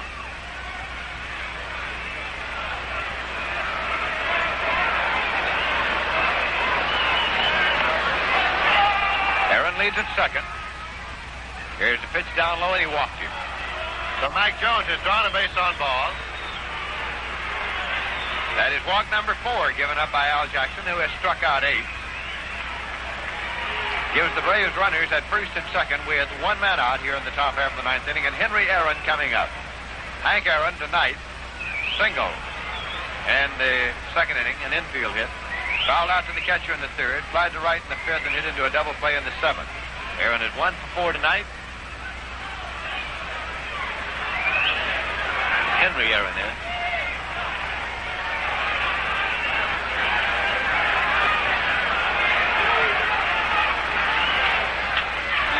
Base hit down the line and left.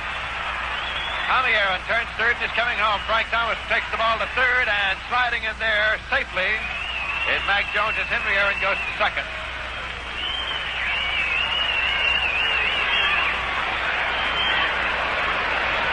And another run is in for the Milwaukee Braves, who now lead by a score of 5-2. Run batted in for Henry Aaron on the drive to left. It is scored as a double.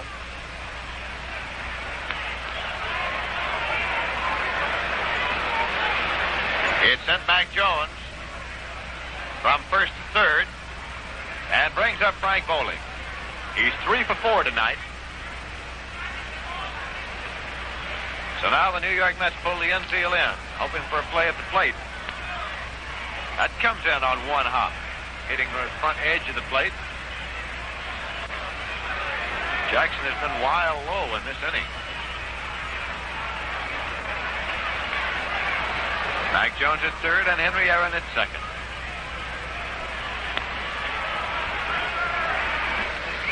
Pitch misses inside for ball. 2 balls and no strikes now to Frank Bowling.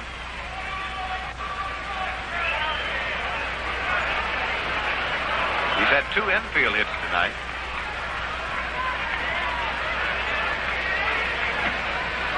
Pitch misses outside. It's ball 3. Bowling is reputed to be something of a bat manipulator.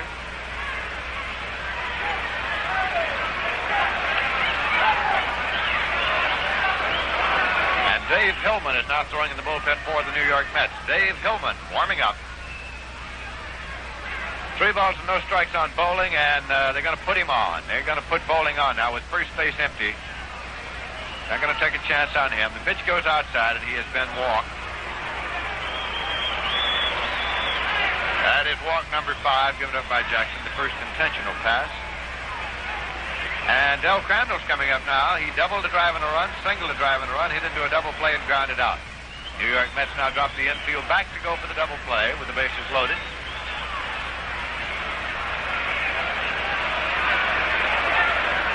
There is 1 man out. The Braves are batting in the top half of the 9th inning, and they lead by a score of 5-2. There's a ground ball that's fair down the right field line. 1 run has scored. 2 runs have scored.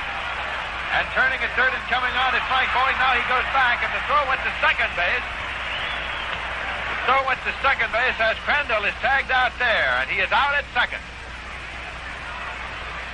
Bowling took a turn and then went dashing back into the bag at third, so 2 runs scored. 2 men are out. As Crandall trying to make it to second, and Gus Bell fired the ball on. So 2 runs in to make it a 7-2 ball game. As both Mac Jones and Henry Aaron scored, Bowling is now at third. Crandall gets credit for 2 runs batted in. He's batted in 4 tonight. And up now is right-hand batter Dennis Menke, who is nothing for 4. The runner at third and 2 men out. Pitch is low for a ball. Crandall hit the ball on the ground just inside the bag at first, right down the right field line. Gus Bell had to give it the long run to get over there, and got over, fielded it neatly, and fired it on in time to get Crandall at second, but 2 runs had scored, and Bowling had moved to third. That's a drive going into left field, dipping in for a base hit. Bowling comes on to score. Frank Thomas relays the ball in, and holding it first with a single to left and a run batted in is Dennis Menke. As Frank Bowling crossed the plate, that will bring up shortstop Roy McMillan. And it is now 8-2. Milwaukee Braves leading the New York Mets in the top half of the 9th inning. Pitch is in there low on 1 hop. Blocked by Sammy Taylor.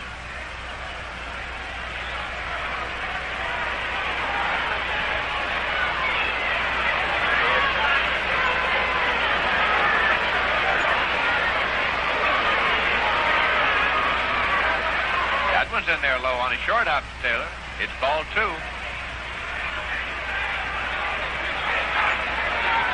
Braves have 4 runs in here in the top half of the 9th inning.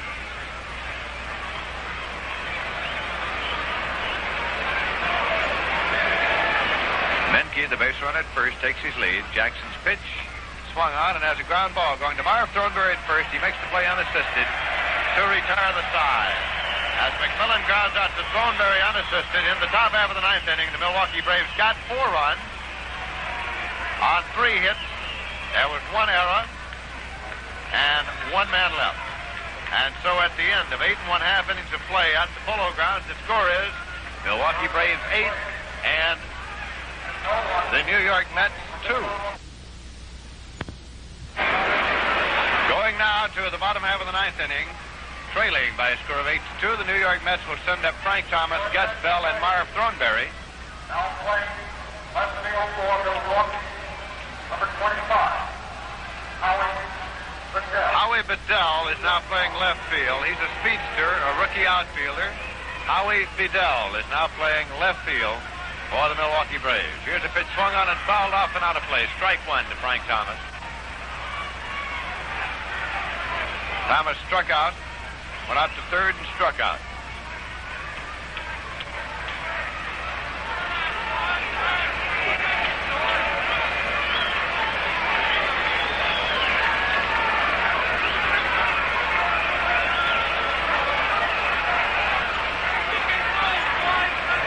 Bob Shaw, the starter, has come all the way for the Milwaukee Braves.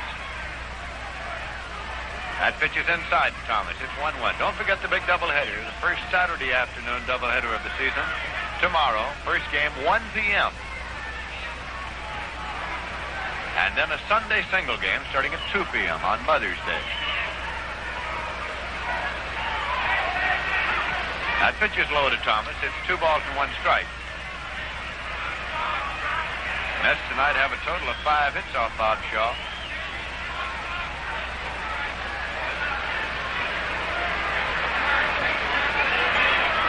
Jim Hickman's the only Met to have more than 1. Has a broken bat ground ball. At third base, it is taken by Menke. Throws on to first in time, and Thomas is out. Broke the bat, sending the ground ball down to third. Menke firing over to Tommy Aaron at first. So there's 1 man out, and that brings up left-hand batter Gus Bell. Bell is 0-3 tonight.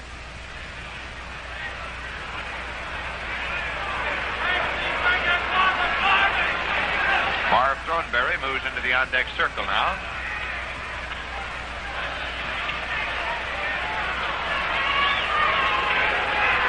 Bob Shaw dips into the windup, and here's the pitch on the way. Inside for ball 1. The Milwaukee Braves have 2 of their big guns in uniform on the bench out of action tonight, Eddie Matthews and Joe Adcock.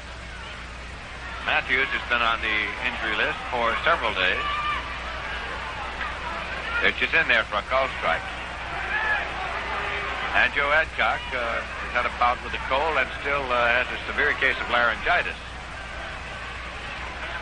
Lou Burdette did not make the trip, was left back in Milwaukee. An ankle injury and a back ailment. 1-1 the count now to Gus Bell. Swing and a drive going out to left field for a base hit.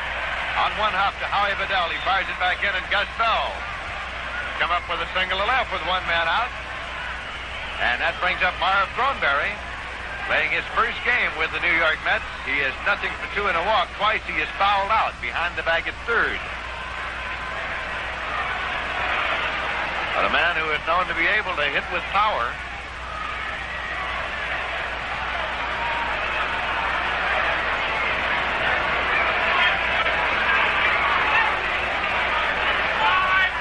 Thornberry digs that back foot in a little bit. As Bob Shaw looks around, Gus Bell takes the lead at first. Tommy Aaron, the first baseman, they're making no effort to hold him on. The hit for Bell was number 6 off Bob Shaw this evening for the New York Mets. As the Braves lead 8-2, bottom half of the 9th inning. Here's one that is going out to center field for a base hit. Bell turns at second, digs for third. Henry Aaron up with the ball, lobs it into second, and Bell pulls up safely at third. On Marv Thornberry, single up the middle, his first hit of the season. He was 0 for 9 with the Baltimore Orioles, and has just come up with his first hit for the New York Mets. So the Mets now have runners at first and third. 1 man out. Del Crandall, the catcher, is called time. Has gone out to the mound to check with pitcher Bob Shaw. Third baseman Cliff Cook is coming up for the Mets. Had a triple in the second inning. A long, long ball.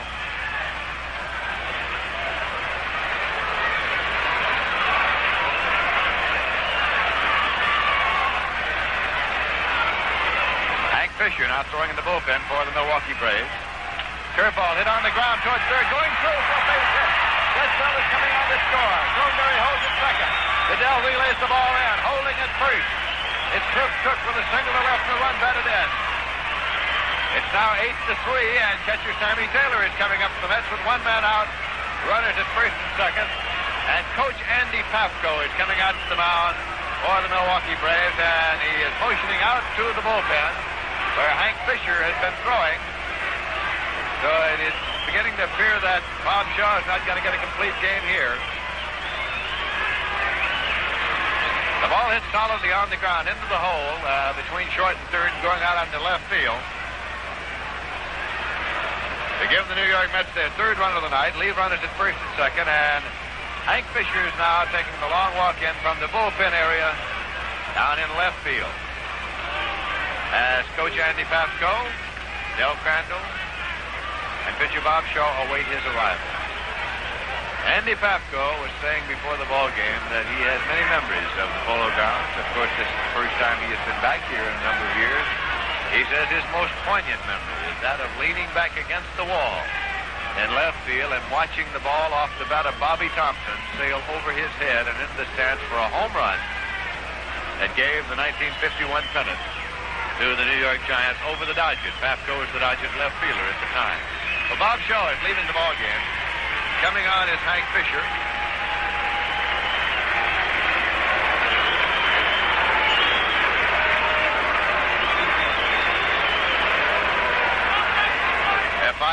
Fischer, Hank Fisher, has a record of 1 victory and 1 loss thus far this season for the Milwaukee Braves. This is his 9th appearance.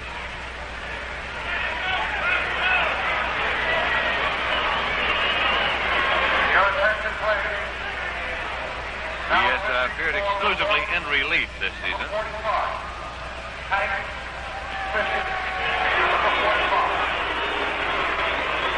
Standing around waiting to face him is Sammy Taylor, catcher for the New York Mets.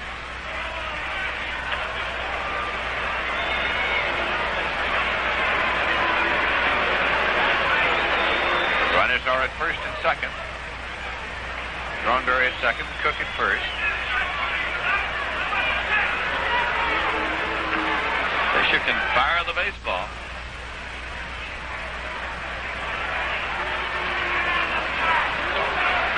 He got his first win over the Pittsburgh Pirates just yesterday. Came on in relief and worked 1 inning, which he gave up no runs on 1 hit. But he did get the win yesterday over the Pirates, as the Braves came on late to win it. Before that, he had a save against the Pirates.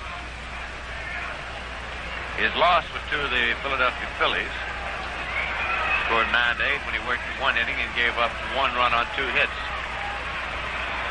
All right, left-hand batter and catcher, Sammy Taylor. Steps into the batter's box with runners at first and second and 1 man out. The New York Mets batting in the bottom half of the 9th inning.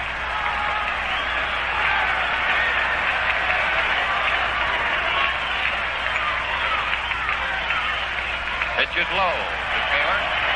He had a single in the 7th inning. Ground ball through the hole into right field for a base hit. He had a sacrifice fly to drive in a run in the 2nd inning. He hit into a double play in the 4th. So he is 1 for 2 and a sacrifice fly and a run batted in for the evening. Hank Fisher in relief of Bob Shaw. Here's a ground ball foul on the 3rd baseline off the bat of catcher Sammy Taylor.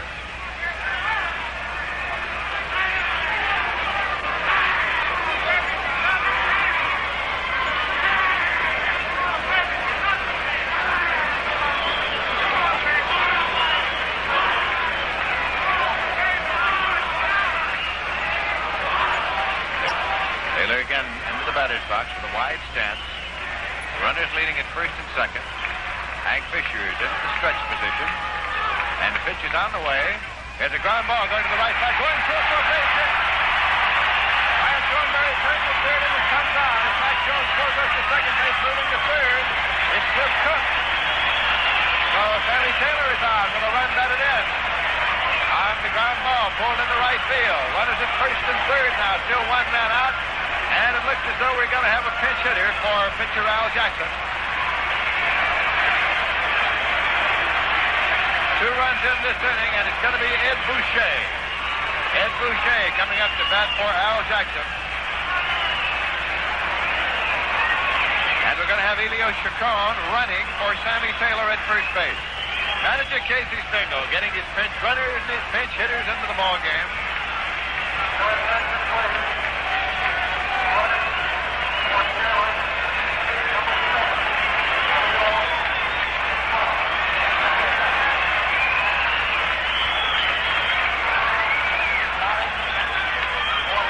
Boucher advancing to the plate now. That run was charged against Bob Shaw.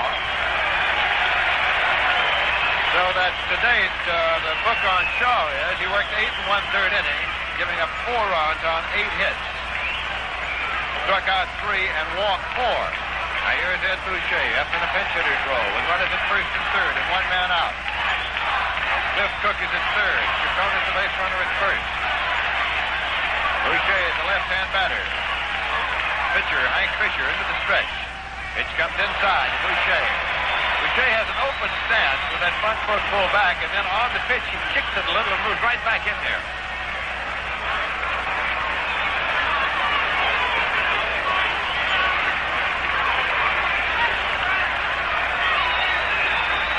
Boucher has 3 home runs this season. He takes a call strike. He's in there 1-1. The fans here at the Polo Grounds alive in the bottom half of the 9th inning of a ball game that is now Milwaukee 8 and the Mets 4. As the Mets have 2 runs in here in the bottom half of the 9th inning, they have 2 men on with 1 man out.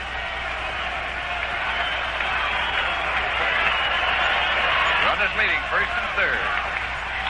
This one is popped up to the left side. Shortstop Roy McMillan going back in short left field, still going, and he makes the catch for the out. Cliff tags but does not go. Cliff Cook at third.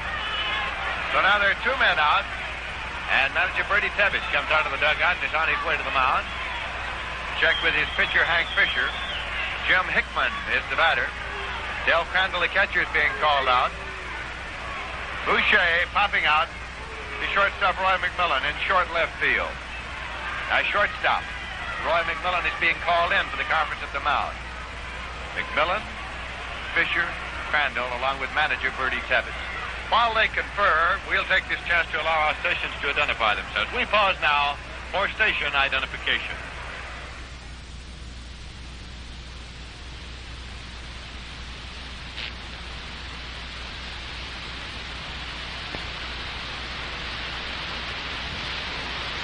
This is Lindsey Nelson with Bob Murphy and Ralph Kiner at the Polo Grounds, where the conference at the mound is just breaking up. Del Crandall has come back behind the plate, and manager Bertie Tebbets is heading for the dugout once again. The Mets have Cliff Cook at third base, Elio Chacon running for Sammy Taylor at first, and Jim Hickman up. He has a home run and an infield hit to his credit tonight. He is 2 for 3 and a walk. Rangy right-hand batter, Hank Fisher into the stretch. Here's the pitch. Swing and a foul ball back onto the screen and out of play. Strike 1 count to Jim Hickman. The Braves 8 and the Mets 4.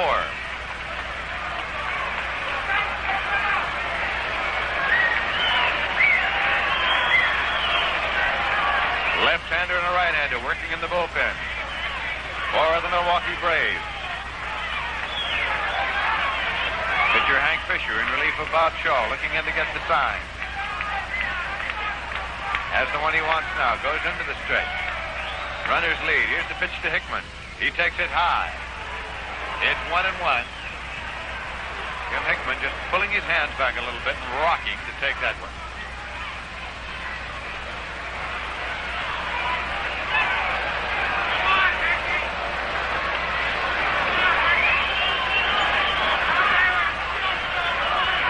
Hickman standing relaxed at the plate, bat on his shoulder, waiting for Fisher. Now, here's the pitch. He takes that inside. It's 2-1.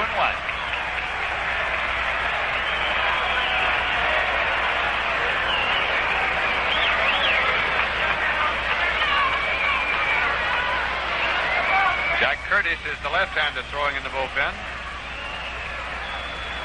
for the Milwaukee Braves. Don Notabart is the right-hander. Here's the pitch to Hickman. Swung on as a base hit. Cliff Cook comes on to score. Chacon holds at second as Henry Aaron fires the ball back in. Another run in for the Mets, and it's an 8-5 ball game. Runners at first and second. Situation, tying run at the plate, and the batter is Felix Mantilla. That run also charged against Bob Shaw. That is the third hit of the night for Jim Hickman.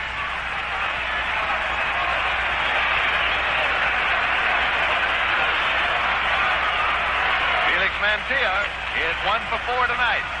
Tying run at the plate. The Mets trail by 3. Runners at first and second. Bottom half of the 9th inning. Hank Fisher is into the stretch position. Here's the pitch to Mantilla. Curve ball low and outside the ball line. There are 2 men out.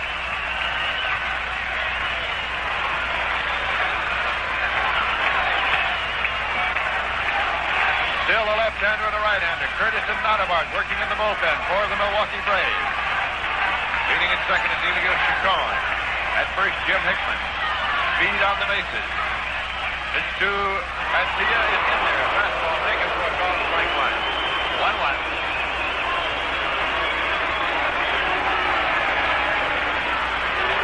These enthusiastic Met Brewers still very much alive here in the bottom half of the ninth inning.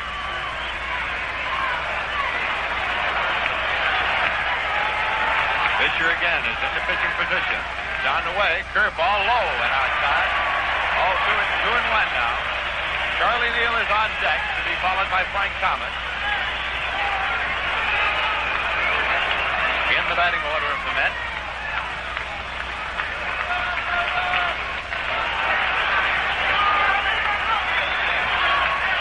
Fisher looks in to get the sign. He has it.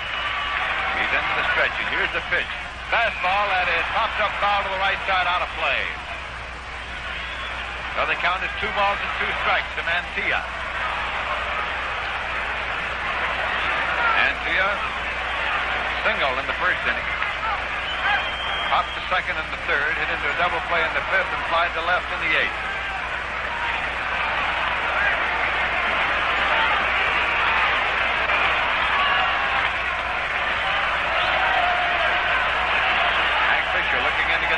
For a 2-2 pitch with 2 men out and 2 men on. The pitch swung on. It's a ground ball to third. Charging is Mincy. Throws over to first base. He's safe at first base. He is safe at first. The bases are loaded. Tommy Aaron was pulled off the bag. Tried to tag Mantilla and missed him. And now Aaron arguing on the play. Bernie Ebbets is on his way to the mound. The Mets have loaded up the bases.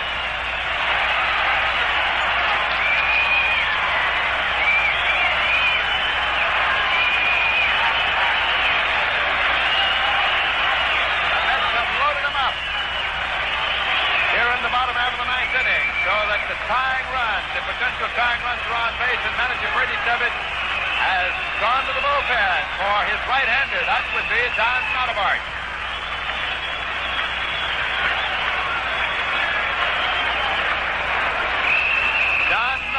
Will be coming on now in relief of Hank Fisher.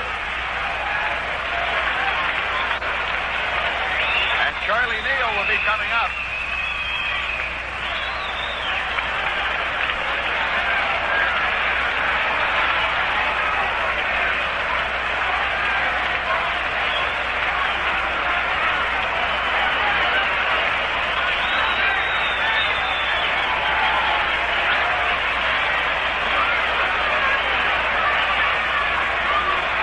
Don Notabart is on his way in.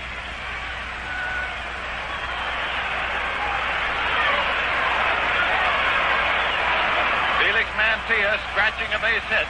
The official scorer scoring it as a base hit. It's a slow hit ground ball that Dennis Mincy at third fielded and fired to first. It pulled Tommy Aaron off the bag a little. He tried to make a tag and couldn't. As umpire Mel Steiner at first called Mantilla safe. Mantilla's second hit of the night.